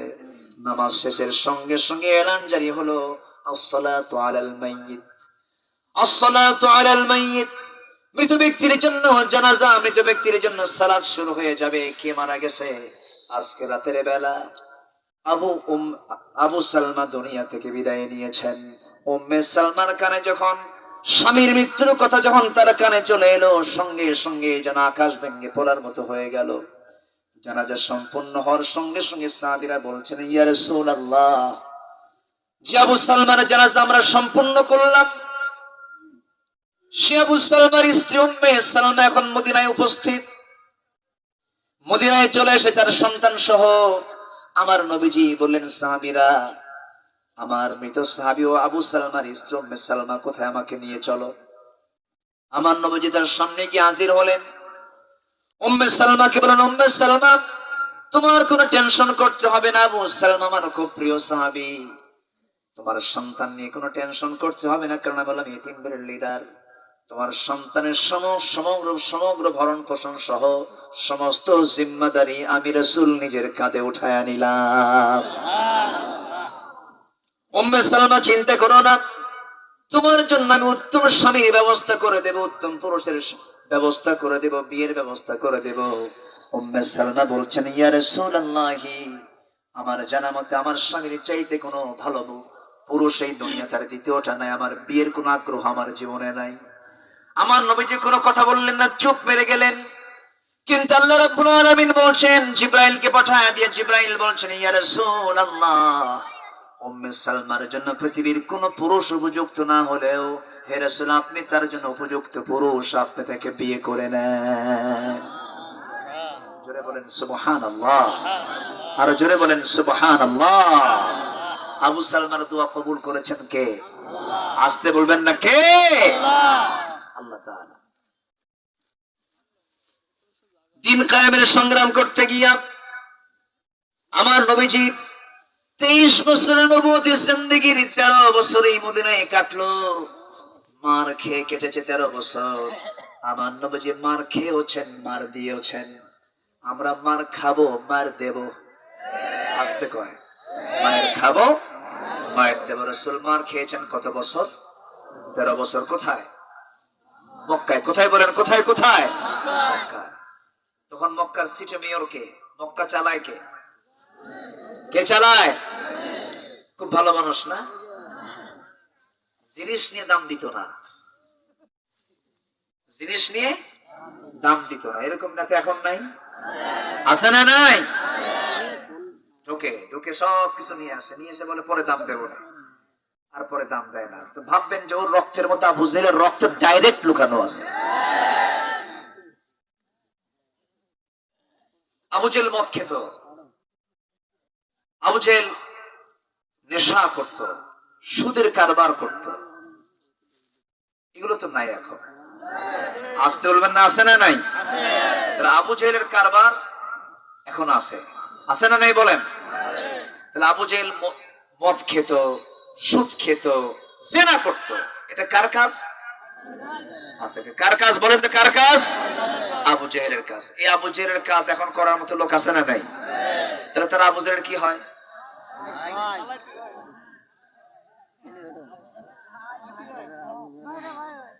আমি কি কথা বলবো? এলাকায় সুদ আছে নাকি? এই সময় কি উঠবেন না, উঠলি ভাববো ওটা সুদ খায়। এই বসো বসো। এতগুলো হাজার হাজার মানুষ, এর মধ্যে থেকে হাঁটতে গেলে হাঁটুর সঙ্গে মানুষের বুক লেগে যায়। উঠবেন কেন? বসেন না। আমি শেষ করে দেবো নাকি বলেন? সারা রাত হবে একজন, সারা রাত, সারা রাত থাকবেন আপনারা? থাকেন, আমি যাই।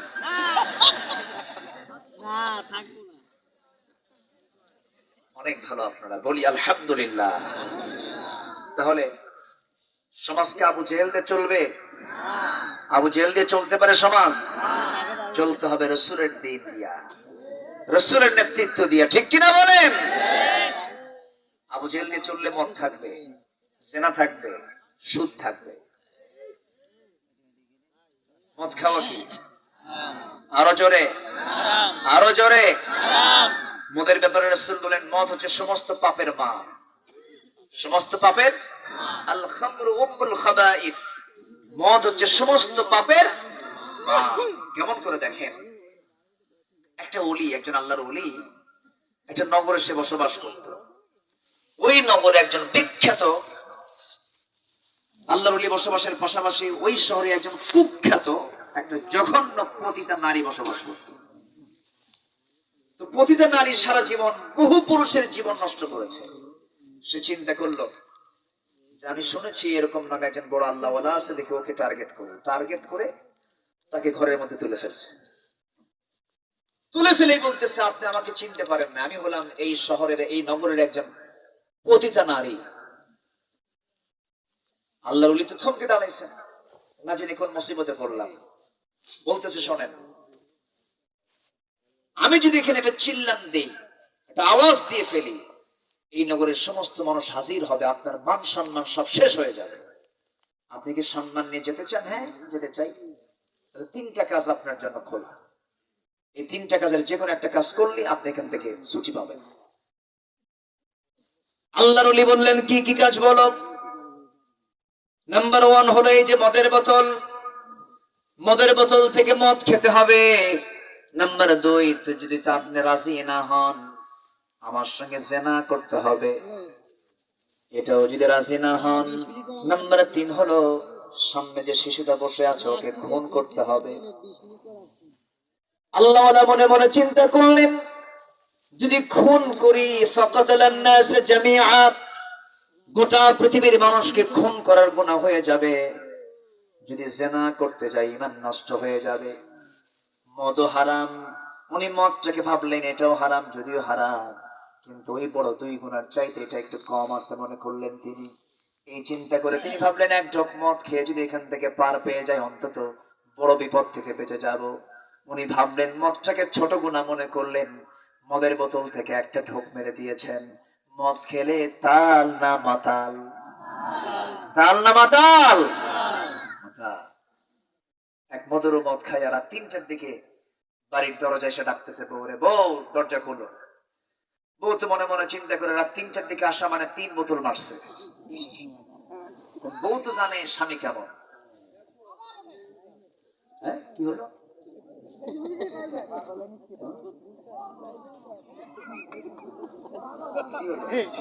হুজুর আপনাদের সূত্র কাউকে সিগন্যাল দিল মনে হয়। আমি জানি আপনাদের কষ্ট হচ্ছে মনে হয়। খোলা আকাশ, বসে আছেন ঠান্ডার ভিতরে, কারো কোনো আপত্তি নাই তো বলেন? বলি আলহামদুলিল্লাহ। চাচা, আপনি আমার জন্য কি বলছিলেন তখন ভুলে গেছেন?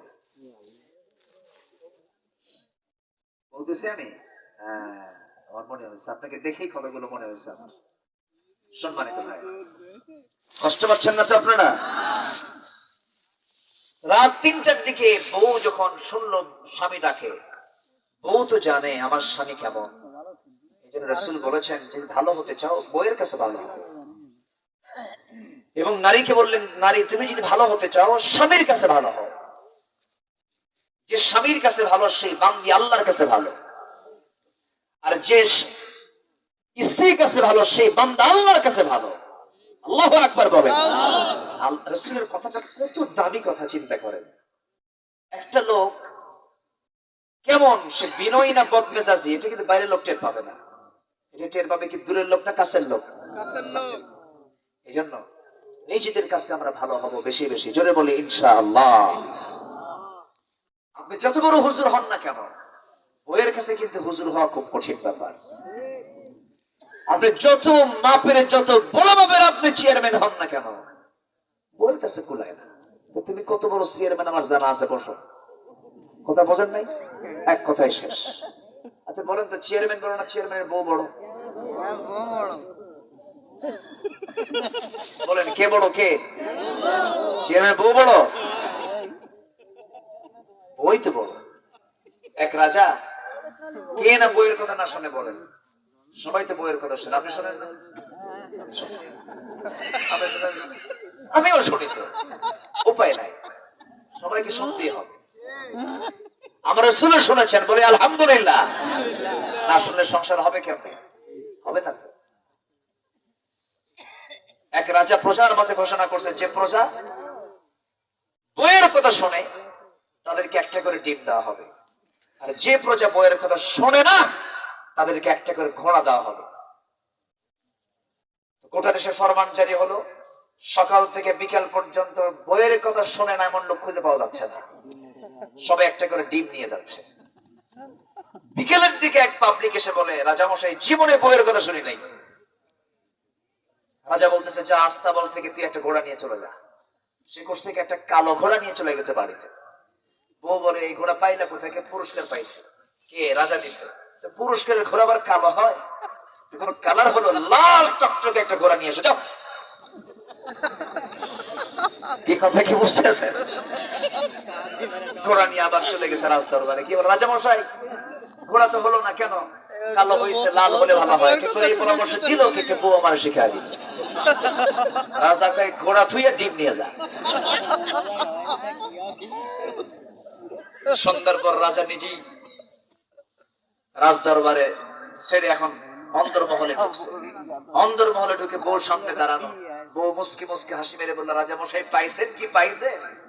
বইয়ের কথা শোনো নাকি? পাইছেন আমি একটা, কিন্তু তাও দেখি বইয়ের কথা শোনে। রানী বলছে, রাজা মশাই অতএব এরকম বৈষম্য আচরণ করা যাবে না। যারা বইয়ের কথা শুনবে তাদেরকে দিবেন একটা করে ডিম, যারা শুনবে না তাদেরকে দিবেন একটা করে ঘোড়া। এটা বেশি কম বেশি হলো। অন্তত যারা বইয়ের কথা শোনে তাদেরকে ডিম না দিয়ে 5 কেজি করে চাল দেন। আচ্ছা ঠিক আছে, তোমার কথা আমি মানলাম। পরের দিন সকালবেলা মন্ত্রী পরিষদ বৈঠকে রাজামশাই বলে, শোনো, ডিম যাদেরকে দেওয়া হচ্ছে, যারা বইয়ের কথা শুনে, এদেরকে ডিম না দিয়া 5 কেজি করে চাল দেওয়া হোক। খাদ্যমন্ত্রী দাঁড়ায় বলে, রাজামশাই এই পরামর্শ আপনাকে দিল কে? বউ আমাকে শিখাই দিল। কথা কি বুঝতেছেন আপনি? বউ ছাড়া কি উপায় আছে? উপায়। এই জন্য আমরা বউয়ের কাছে ভালো থাকবো। জোরে বলি ইনশাআল্লাহ। এবং বউ থাকবেন স্বামীর কাছে ভালো, ওই পরিবারের রহমত নাজিল করবেন কে? আল্লাহ। আমার বন্ধুগণ, রাসূল যা বলেছেন সেটাই কল্যাণের কথা বলেছেন। রাসূল যে সুন্নাহগুলো দিয়েছেন সেটাই বরকতের জন্য দিয়েছেন। আমার বন্ধুগণ, আল্লাহ তাআলা যা হারাম করেছেন তার মধ্যে কোনো কল্যাণ নাই। মদ খাওয়া হালাল না হারাম? হালাল না হারাম? হারাম। মদ খেলে তাল না মাতাল? দরজায় ডাকতেছে, দরজা খুলছে। ও এখন দরজা খুলতেছে যখন, তখন সাথে নিয়ে গেছে বড় ছেলেকে। বাবা তুই সাথে আয়, তোর বাপ তোর মদ খাইছে না, যে আমার থাপ্পড় মারে কিনা, ওর তো মাথা টাথা ঠিক নাই। বড় ছেলেকে সাথে নিয়ে দরজা খোলা মাত্রই লাল টকটকা চোখ নিয়ে বইয়ের দিকে তাকায় আছে। মদ খেলে মদখোরের কি লাল হয়? কি লাল হয় বলেন? এটা হচ্ছে মদ খাওয়ার চিহ্ন। আল্লাহ মদখোরের চিহ্ন দিছে কোথায়? চোখে। আর বিড়িখোরের চিহ্ন দিছে কোথায়? ঠোঁটে। খা। তোর ঠোঁট সিল মেরে দিলাম আর তোর চোখ সিল মেরে দিলাম, যা।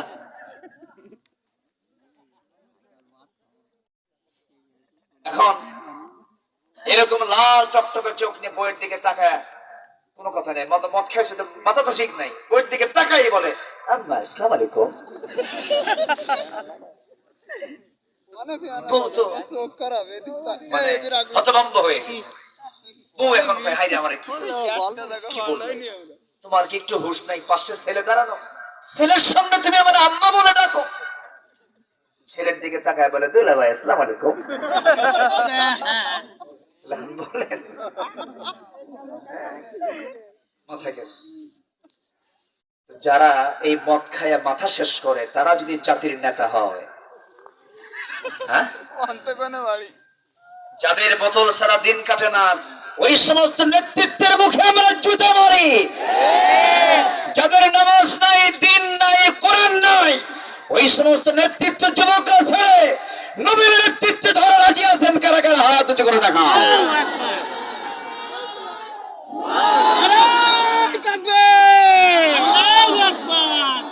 আমার নেতা তোমার নেতা, আমার নেতা তোমার নেতা, নারায়ে তাকবীর। হাত নামা। সব দুর্বল হয়ে গেছেন, দুর্বল হয়ে গেছেন। রোজা আসি নাই, তাতে যে অবস্থা। কষ্ট পাচ্ছেন নাকি আপনারা? আল্লাহ তাআলা রাসূলকে দিয়েছেন, এই পৃথিবীতে পাঠিয়েছেন, কি দায়িত্ব দিয়ে? সব দিন পরাজিত হবে, বিজয়ী হবে কার দিন? আজতুল কার দিন? সেই দিনের নাম কি? আর যারা সেই দিনের নাম কি? এমনি এমনি এমনি আসবে, এমনি এমনি আসবে। এই দিন বিজয়ী করতে গিয়ে আমার নবীজি কি ইসলাম বদর পাড়ি দিতে হয়েছে, উহুদ পাড়ি দিতে হয়েছে, খন্দক পাড়ি দিতে হয়েছে, হুনাইন পাড়ি দিতে হয়েছে। তাবুক অভিযানের দিন আমার নবীজি তাবুকের প্রান্তরে যখন তিনি রওনা দিবেন, সাহাবে কেরামকে বলেন, সাহাবীরা কে কে আছো, রেডি হয়ে যাও। আমার নবীর জীবনের সবচেয়ে বড় অভিযান ছিল তাবুক অভিযান। আসেন দোয়া করে দেই। না ওঠে কেন? ধরেন তো। আচ্ছা,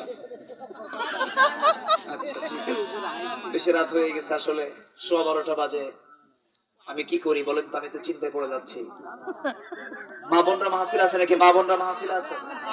বলি আলহামদুলিল্লাহ। আমার আর একটা অভ্যাস কি জানেন? লোকজন একটু উঠতে নিলে আমার আলোচনা হেরে যায়। একটু বসেন, আর আধা ঘন্টা সর্বোচ্চ আমি সময় নিলাম। একটু করজের মিনতি জানাচ্ছি, একটু বসেন, মেহরবানি করে বসেন।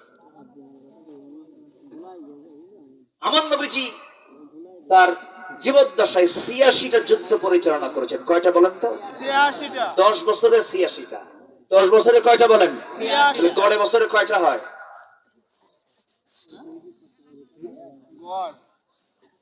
8টারও বেশি।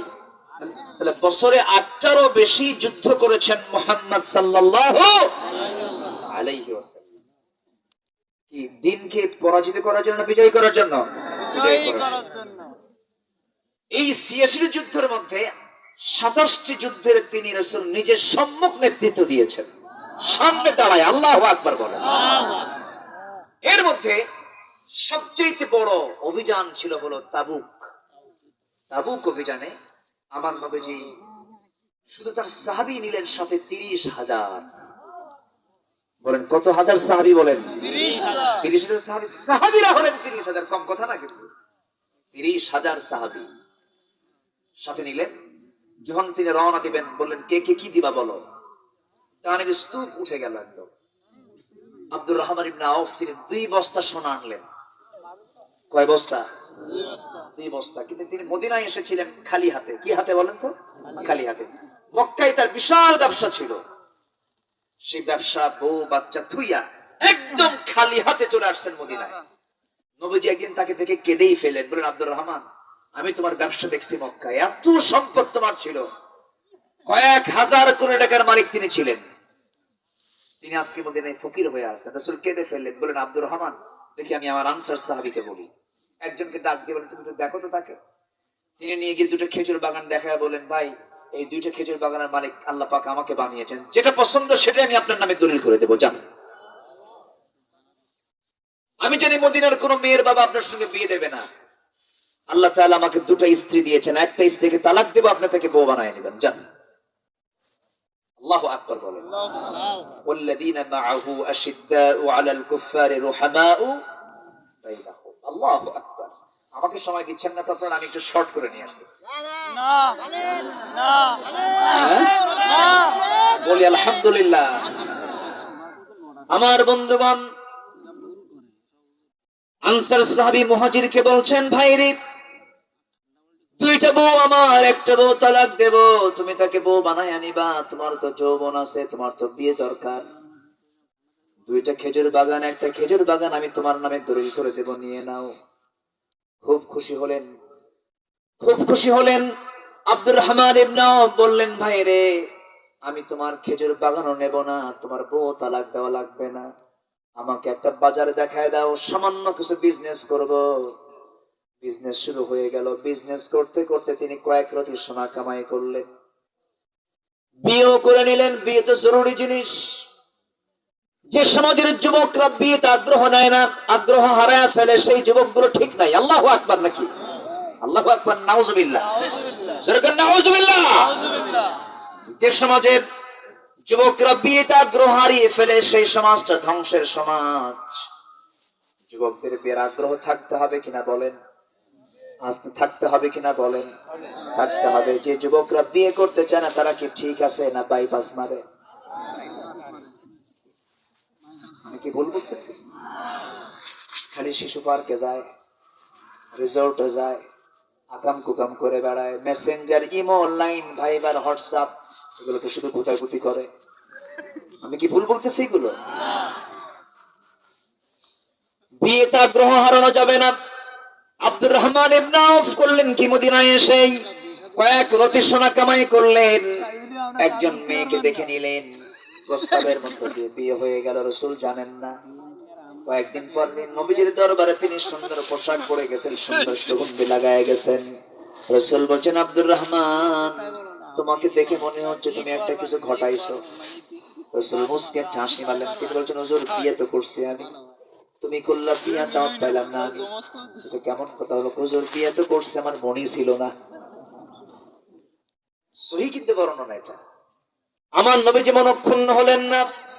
রাসূল বললেন, বিয়ে তো জরুরি বিষয়, কারণ এটা তো ঈমানের একটা বিশাল বড় গুরুত্বপূর্ণ অংশ। তুমি বিয়ে করেছো ভালো কথা, বিয়ে করেছো ভালো কথা, কিন্তু বিয়ে যে করলে তুমি, তোমার কাছে তো কোনো টাকা পয়সা নাই, তুমি যে শূন্য হাতে মক্কা থেকে মদিনায় আসছো, টাকা পয়সা পাইলা কোথায়? হুজুর কয়েক রতি সোনা কামাই করেছি, ব্যবসা করেছি, লাভ হয়েছে, বিয়েটা করে নি, চোটাই দিয়ে মোহরানার টাকা দিয়েছি। আমার নবীজি এতটাই খুশি হলেন, দোয়া করলেন আল্লাহর কাছে, আল্লাহ গো, আমার আব্দুর রহমান মক্কার হাজার হাজার কোটি টাকা সব ছেড়ে দিয়ে ফেলে দিয়ে মদিনায় এসেছে শূন্য হাতে। আমি আমার আব্দুর রহমানের জন্য দোয়া করি, আল্লাহ তুমি আব্দুর রহমানের জান মালে তুমি আল্লাহ বরকত দিয়ে দাও। ওই যে দোয়া করলেন, আব্দুর রহমান ছায়ের মধ্যে হাত দিলেও সোনা হয়ে যেত। সেই আব্দুর রহমান ইবনে আওফ তাবুকের প্রান্তরে রাসূল রওনা দেবেন, কে কি দান করবে আসো। আব্দুর রহমান ইবনে আওফ তিনি 2 বস্তা সোনা দান করলেন। ওমর ফারুক সমস্ত সম্পত্তির অর্ধেক দান করলেন। সাইয়েদনা আবু বকর তিনি রাসূলের সামনে এসে বলছেন, হুজুর ওমর দিল অর্ধেক, আমি দিলাম সব। সুবহানাল্লাহ। বাড়িতে কিছুই রাখলাম না, সব দিয়ে দিলাম। তাবুকের প্রান্তরে আমার নবীজি রওনা দিলেন। রোমানদের বিরুদ্ধে সংগ্রাম হবে, রোমকদের বিরুদ্ধে সংগ্রাম হবে। এর আগেও সংগ্রাম হয়েছিল, সেই যুদ্ধে রাসূল যান নাই। তিনজন সেনাপতি শহীদ হয়েছেন সেই যুদ্ধে, মুতার যুদ্ধে। শেষ পর্যন্ত খালিদ বিন ওয়ালিদ 3000 সৈন্য নিয়ে 1 লক্ষ রোমান সৈন্যকে পরাজিত করে কালিমার পতাকা উড্ডীন করে মদিনায় ফিরে এসেছিলেন। সেই যুদ্ধে আমার রাসূল নিজে অংশগ্রহণ করেন না, এবার তিনি নিজে অংশগ্রহণ করেছেন। তাবুকের প্রান্তরে গিয়ে যখন পৌঁছার সঙ্গে সঙ্গে এই রোমানদের কানে সংবাদ চলে গেল মুসলমানদের লিডার নিজে এসেছে। যুদ্ধ হলো না, যুদ্ধ থেমে গেল। বিনা যুদ্ধে আমার নবীজি তাবুক প্রান্তর থেকে আবার তিনি ফিরে আসলেন, মদিনার মসজিদে বসে থাকলেন। বসে আছেন এমন সময় 3 জন সাহাবী, এই 3 জন সাহাবীর একজন সাহাবী তার নাম কাব বিন মালিক, নবীর সামনে দাঁড়িয়ে আস্তে করে বললেন, হুজুর আপনার সঙ্গে আমার কিছু কথা আছে, আমাকে কথা বলার সুযোগ দিবেন নাকি? হ্যাঁ বলো, কি বলবে? দুটো হাঁটু গেড়ে দিয়ে নবীর সামনে বিনয়ী হয়ে বসে বলছে, হুজুর বড় একটা ভুল করে ফেলেছে। কি ভুল করেছে বলো?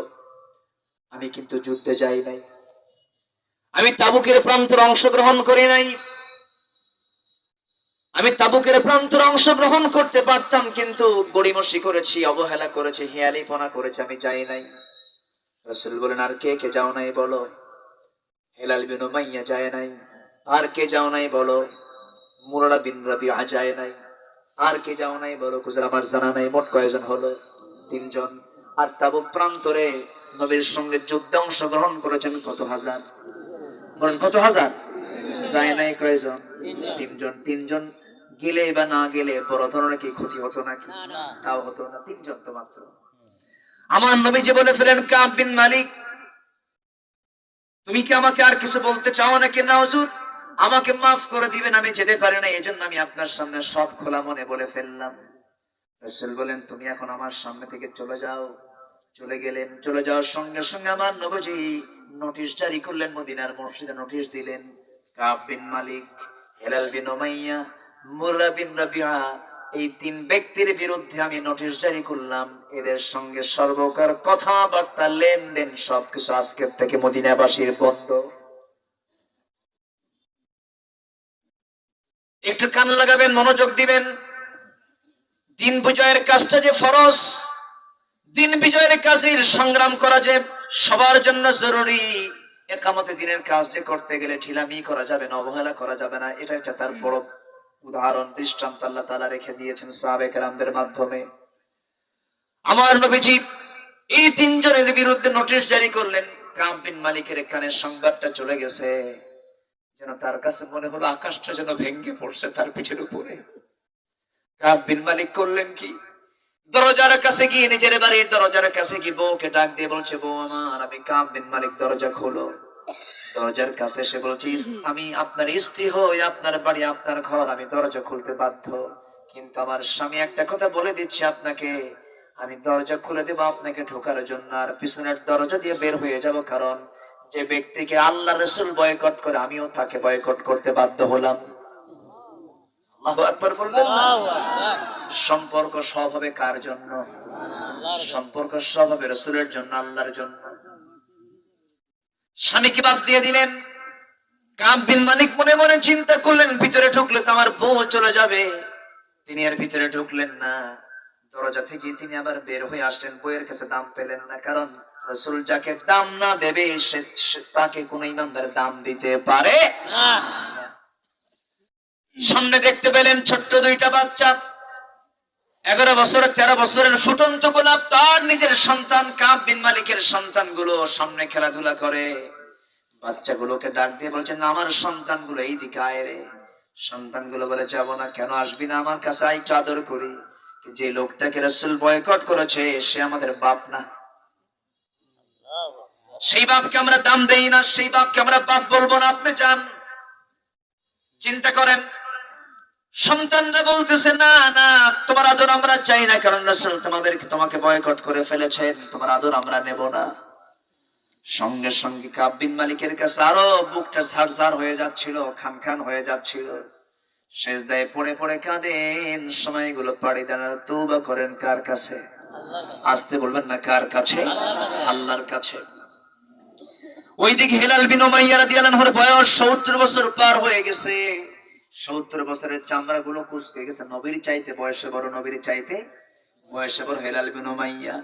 এই সাহাবী যখন শুনতে পেলেন নবীজি তার বিরুদ্ধে বয়কটের ডাক ডেকেছেন, তিনি করলেন কি, ঘরের মধ্যে থেকে একটা দড়ি হাতে নিলেন।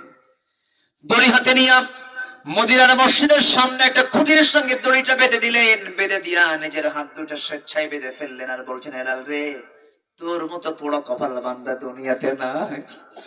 নবী যার বিরুদ্ধে বয়কটের ডাক দেয়, হাতটা বেঁধে রাখলেন দীর্ঘদিন পর্যন্ত। তাফসীরে আসছে তাদের হাতে তার বাঁধনের জন্য তার হাত পর্যন্ত ঘা হয়ে গিয়েছিল।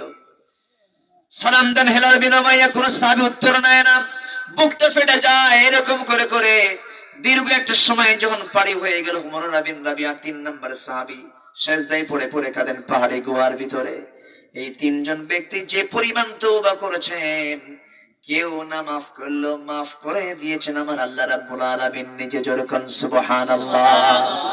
ওয়া আলা সালাসাতিল্লাযীনা খুল্লিফু ওয়া আলা সালাসাতিল্লাযীনা খুল্লিফু, সূরা তাওবার ভিতরে এসেছি ওই তিনজন ব্যক্তি যারা যুদ্ধের ময়দান থেকে তারা নিজেদেরকে দূরে রেখেছিল, পিছনে পড়েছিল, তারা সুন্দর করে তওবা করেছেন। সেই তওবা কবুল করেছেন কে? আল্লাহ। আসতে বলবেন না কে?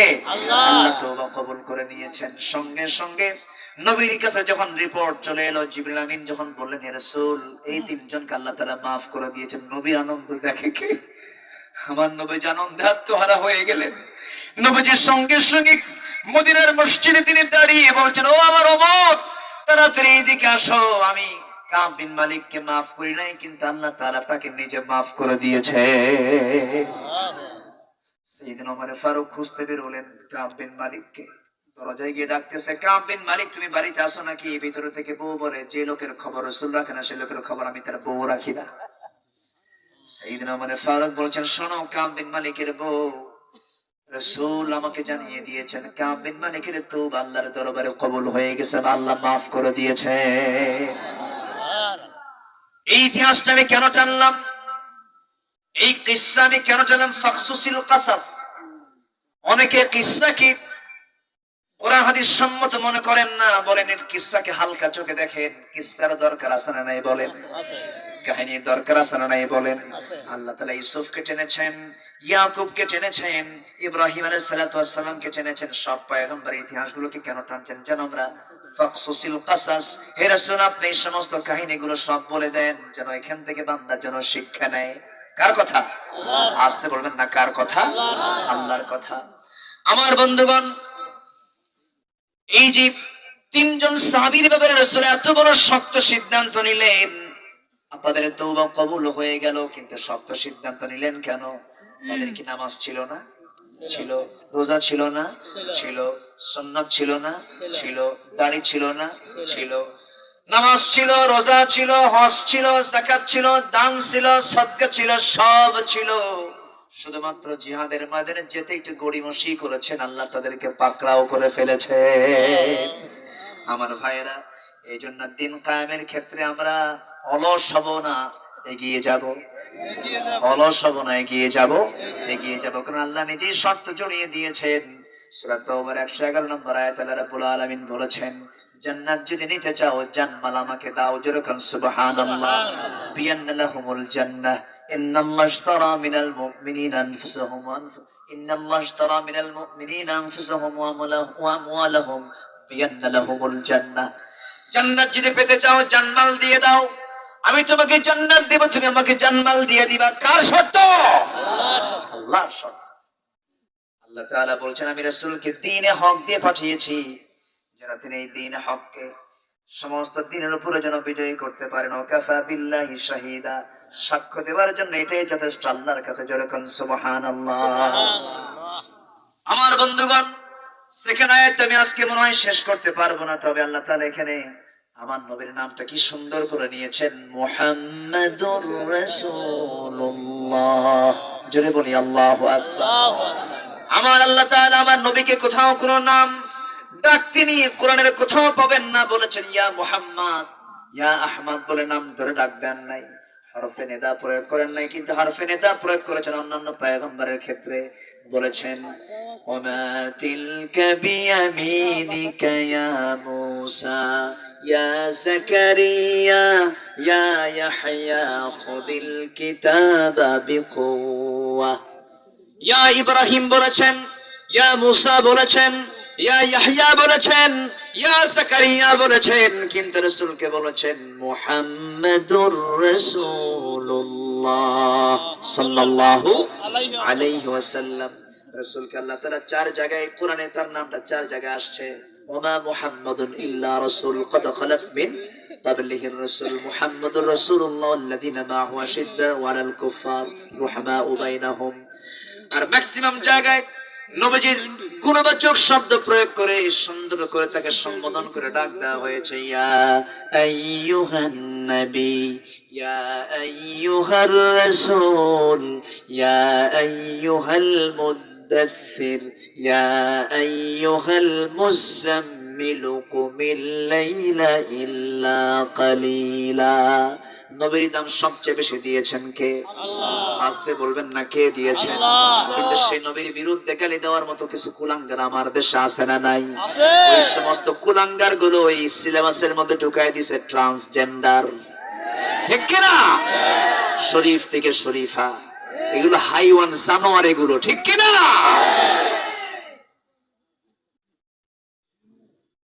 আমার বন্ধুগণ, আল্লাহর জমিন আল্লাহর দিন কায়েমের জন্য যে দিল কাঁদবে না সেই দিল হলো মুনাফিকের দিল, যে দিল কাঁদবে সেই দিল হলো ইমানদারের দিল। জোরে বলেন আলহামদুলিল্লাহ, জোরে বলি আলহামদুলিল্লাহ।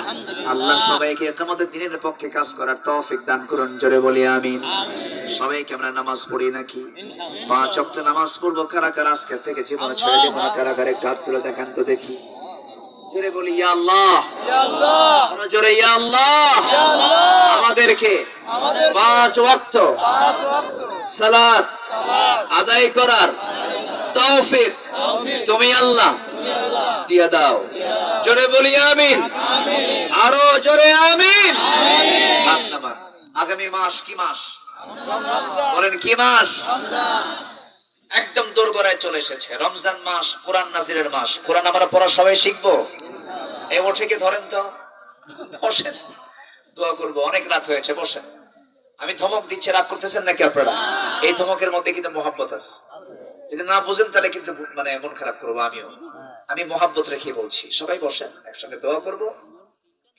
এবং আমি খুবই খুশি, খুবই কৃতজ্ঞ, এই হাজার হাজার মানুষের মধ্য থেকে লোকজন কিন্তু নড়াচড়া করে, বলা চলে। বলি আলহামদুলিল্লাহ, জোরে বলি আলহামদুলিল্লাহ। তো আমি সবার কাছ থেকে একটা আমি প্রতিশ্রুতি নিতে চাই, একটা সিদ্ধান্ত নিতে চাই। জীবনে কেউ 50 বছর, 30 বছর, 20 বছর রমজান পাড়ি দিয়েছেন, বসন্ত পার করেছেন। আগামী রমজান হবে আমাদের কোরআন শেখার রমজান। এই মাঠে কি এই সিদ্ধান্ত নেওয়া যায়? উলুডাঙ্গার এই মাঠে আমরা যারা আসছি আগামী রমজানকে বরণ করব কোরআন শেখার মধ্য দিয়ে। জোরে বলি ইনশাআল্লাহ। ভালো ব্রেন হলে, মনোযোগী ব্রেন হলে 7 দিন লাগে, একটু দুর্বল হলে 14 দিন লাগে, আর একটু দুর্বল হলে 1 মাসে কমপ্লিট হয়ে যায়। সবাই কি শিখবো না ইনশাআল্লাহ? যে কোরআন না শিখলে নামাজ হবে না, যে কোরআন সহি না হলে নামাজ সহি হবে না, যে কোরআন সহি না হলে আমি জান্নাতের রাস্তা খুঁজে পাবো না। সেই কোরআনকে সহি করে শিখতে চান? কারা কারা একটু হাত তুলে দেখান তো দেখি। জি, দেখি দেখি না, হাত তুলেন না। কোরআনকে সহি করে আগামী রমজানে শিখবেন কারা কারা? যারা পারেন তারা তো তুলবেন, যারা পারেন না সিদ্ধান্ত নিয়ে একটু চিন্তা করে আগামী রমজান হোক আমাদের কোরআন শেখার রমজান। জোরে বলি ইয়া আল্লাহ, আমাদেরকে রমজানে ফরজ মনে করে, জরুরি মনে করে, নামাজের জন্য, জান্নাতের জন্য কোরআনকে সুন্দর করে পড়ার, শেখার তৌফিক তুমি আল্লাহ দাও, তুমি আল্লাহ দিয়ে দাও। জোরে বলি আমিন। সবার বাড়িতে মা বোন আছে না? মা বোনদের মাথার চুল পরপুরুষ দেখে হালাল না হারাম? আজকে হালাল না হারাম? একটা নারীর নামাজের সময়ও যদি মাথার চুল বের হয় তার নামাজ হবে? হবে না। মেয়েরা যখন নামাজে দাঁড়াবে এমনকি পাটা পর্যন্ত দেখানো ঠিক না, পাটাও ঢেকে ফেলা উচিত। মেয়েদের কাপড় থাকবে হচ্ছে মাটির সঙ্গে লেগে থাকবে, মাটির সঙ্গে লেগে যাবে, দেখা যাবে না। কিন্তু সেই মেয়েরা এখন গিরার উপরে কাপড় পরে, আর পুরুষরা প্যান্ট পরে হলো একদম কি মাটিতে রাস্তা সাফ করে। আমি কি ভুল বলতেছি? হয়েছে কিন্তু উল্টা হয়ে গেছে। যার দরকার ছিল ঢেকে রাখা সে দেখায়, আর যার দরকার ছিল কি দেখানো সে কি করে, ঢেকে রাখে। উল্টা হয়ে গেছে। ওই যে শরীফ থেকে কি আসেন, যে যেখানে আছেন সবাই আমরা বসি। আমরা চাইবো কার কাছে বলেন? আল্লাহর কাছে। নামাজের মতো করে বসি, আমরা নামাজের মতো করে বসি। যতটুকু হয়েছে আমরা বলে ফেলি আলহামদুলিল্লাহ। ফজর পড়বেন তো সবাই? শয়তান ফজরের সময় 3টা গিট মারে। কয়টা গিট মারে বলেন? 3টা গিট মারে। খালি এসে একটা ওয়াজ দেয়, আলাইকা লাইলুন তাফিল, আলাইকা লাইলুন তাফিল, আলাইকা লাইলুন, তোর ঘুম লম্বা, তোর ঘুম লম্বা, তোর ঘুম লম্বা, ঘুমা। শয়তান কয়। এবং 3টা গিট মারে। ওই 3টা গিট ছুটাতে গেলে যদি কোনো বান্দা বিছানা থেকে নিজের পিঠটা উঠায় নিয়ে বসে, এক গিট ছুটে যায়। উজুবানা আরেক গিট ছুটে যায়। নামাজে তো আরেকটা গিট ছুটে যায়। আল্লাহু আকবার বলো। আল্লাহ কবুল করুন।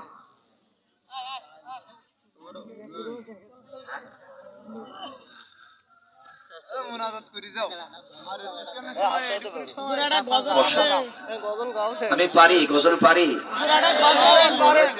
পুরাতন পুরাতন শ্রোতা দেখতেছে আমার। জি আলহামদুলিল্লাহ। সে কোন বন্ধু বলো বেশি বিশ্বস্ত, সে কোন বন্ধু বলো বেশি বিশ্বস্ত, কার কাছে মন খুলে দেয়া যায়, কার কাছে সব কথা বলা যায়, হওয়া যায় বেশি আশ্বস্ত, তার নাম আহমদ, বড় বিশ্বস্ত। ঠিক কিনা? আমার সবচেয়ে বড় বন্ধু, বিশ্বস্ত বন্ধু মুহাম্মদ সাল্লাল্লাহু আলাইহি ওয়াসাল্লাম। যেজন কখনো ব্যথা দিতে জানে না, যেজনকে বলি মুছে দেয় বেদনা। ঠিক না? রাসূল কখনো কাউকে ব্যথা দিয়েছেন? যেজন কখনো ব্যথা দিতে জানে না, যেজনকে বলি মুছে দেয় বেদনা, হৃদয়ের হাহাকার আপন করে নিতে আর কার বুক এত প্রশস্ত, তার নাম আহমদ, বড় বিশ্বস্ত। মহানবী বলে তারে কেউ বা ডাকে, আমি ডাকি প্রিয়তম, সে আমার ধ্যান, ভালোবাসা, প্রেম, মধুময় মনোহর স্বপ্ন সম, যেজন করুণার অনুপম উপমা, যার মতো মরমে কোথাও আর মিলে না। ঠিক কিনা? যেজন করুণার অনুপম উপমা, যার মতো মরমে কোথাও আর মিলে না, জীবনের আঙিনায় আবাদ করে দিতে আর কার বুক এত প্রশস্ত, তার নাম আহমদ, বড় বিশ্বস্ত, আহমদ, বড় বিশ্বস্ত, আহমদ, বড় বিশ্বস্ত।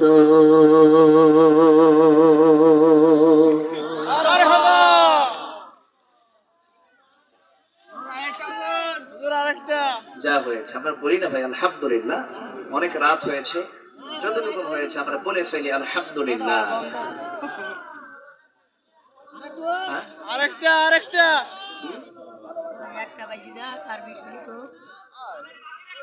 আল্লাহ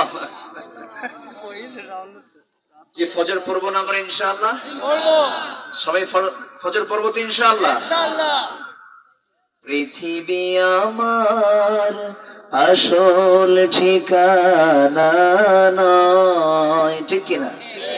পৃথিবী আমার আসল ঠিকানা নয়, মরণ একদিন মুছে দেবে সকল রঙিন পরিচয়।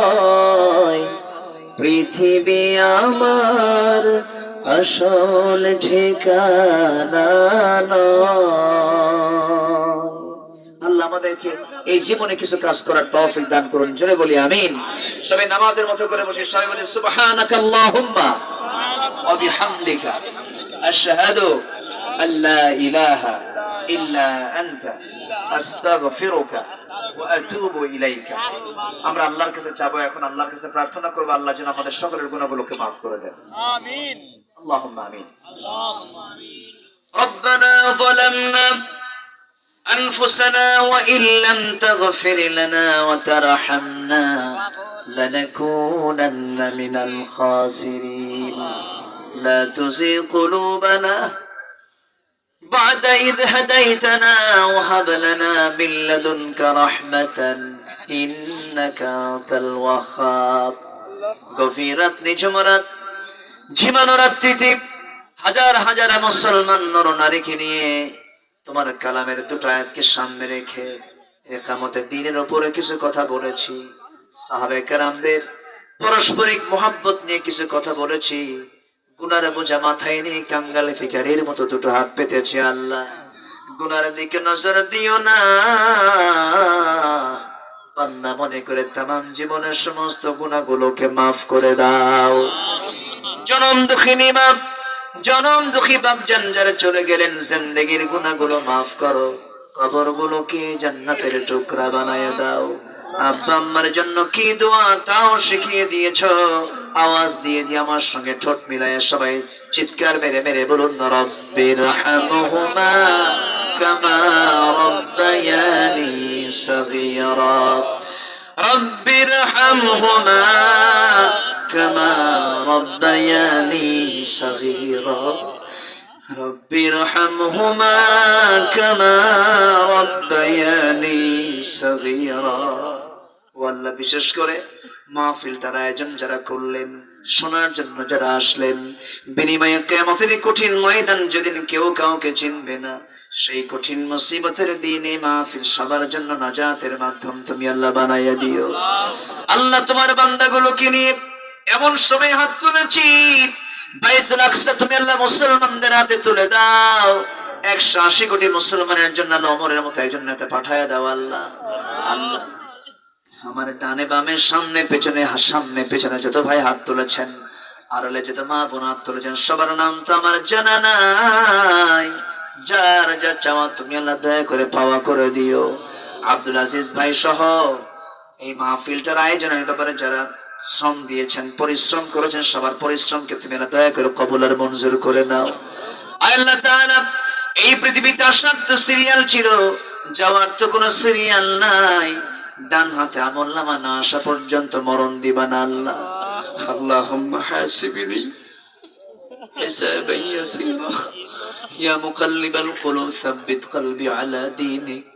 আল্লাহ তোমার কাছে খাস ভাবে দোয়া করি আল্লাহ, পাখি তো খাঁচা থেকে মুক্ত হয়ে মুক্ত আকাশে চলে গেছে, কবরের বাসিন্দা হয়ে শুয়ে আছেন রে আল্লাহ।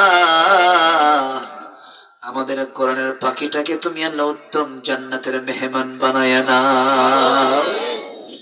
আল্লাহ তাআলা এক ক্ষত শুকাতে না শুকাতে আরেকটা ক্ষত তৈরি হয়েছে। আমাদের সবার মুরব্বি তুল্য আল্লামা লুৎফর রহমান রাহিমাহুল্লাহ দুনিয়া থেকে বিদায় নিয়েছেন। কবরটাকে জান্নাতের টুকরা বানায়া দাও। দুনিয়া থেকে কোন দিন বিদায় নেব জানি না, দুনিয়া থেকে কোন দিন বিদায় নেব জানি না, দুনিয়া থেকে কোন দিন বিদায় নেব কেউ তো বলতে পারি না। আল্লাহ তোমার কাছে একটাই দোয়া চাই, সেই দোয়া হলো তোমার পছন্দের বান্দার কাতারে আমাদেরকে শামিল করে নিও। আশপাশে কত মাইয়াত শুয়ে আছে, কবরগুলোকে জান্নাতের বাগিচা বানায়া দাও। ও আল্লাহ, মাদ্রাসাকে কবুল করো, শিক্ষক ছাত্রদেরকে কবুল করো। মওতের সময় কোন দিন আসবে জানি না রে আল্লাহ। যখন মরে যাব টান মেরে ঘর থেকে বের করে দেবে, জীবনের শেষ গোসলটা হয়ে যাবে, মরা মুখ সব দেখে দেখে চলে যাবে। কবরে শোয়া দিবি, বাঁশ চাপা দেবে, মাটি চাপা দেবে, ওই যে বিদায় দিয়ে দেবে রে। আর কোনোদিন কেউ খোঁজ নিতে যাবে না। 3 ঘন্টা চলে যাবে, পেটগুলো দেহগুলো খুলতে থাকবে। 24 ঘন্টা যাবে, মাথার চুলগুলো খসে খসে পড়বে। 3 দিন যাবে না, চামড়া গুলো গলে গলে পোকার পেটের খাবার হবে। মাত্র 7টা দিন পেটের নারী বেড়ে সব চোখ মুখ কান্নাটা বের হওয়া শুরু হয়ে যাবে, কিমাকার চেহারা হয়ে যাবে। মাত্র 3টা মাসের ব্যবধান। কবর খনন করে দেখা যাবে কয়েকটা হাড় ছাড়া আর কবরে কিচ্ছু নাই রে। এই দেহে কত সাবান লাগালাম, চুলে কত শ্যাম্পু লাগালাম, কত যত্ন নিলাম এই দেহের জন্য, কিন্তু কোনো লাভ হলো না রে। সে অন্তিম মুহূর্তে যখন চলে আসবে, জবানে জারি করে দিও লা ইলাহা ইল্লাল্লাহু মুহাম্মাদুর রাসূলুল্লাহ।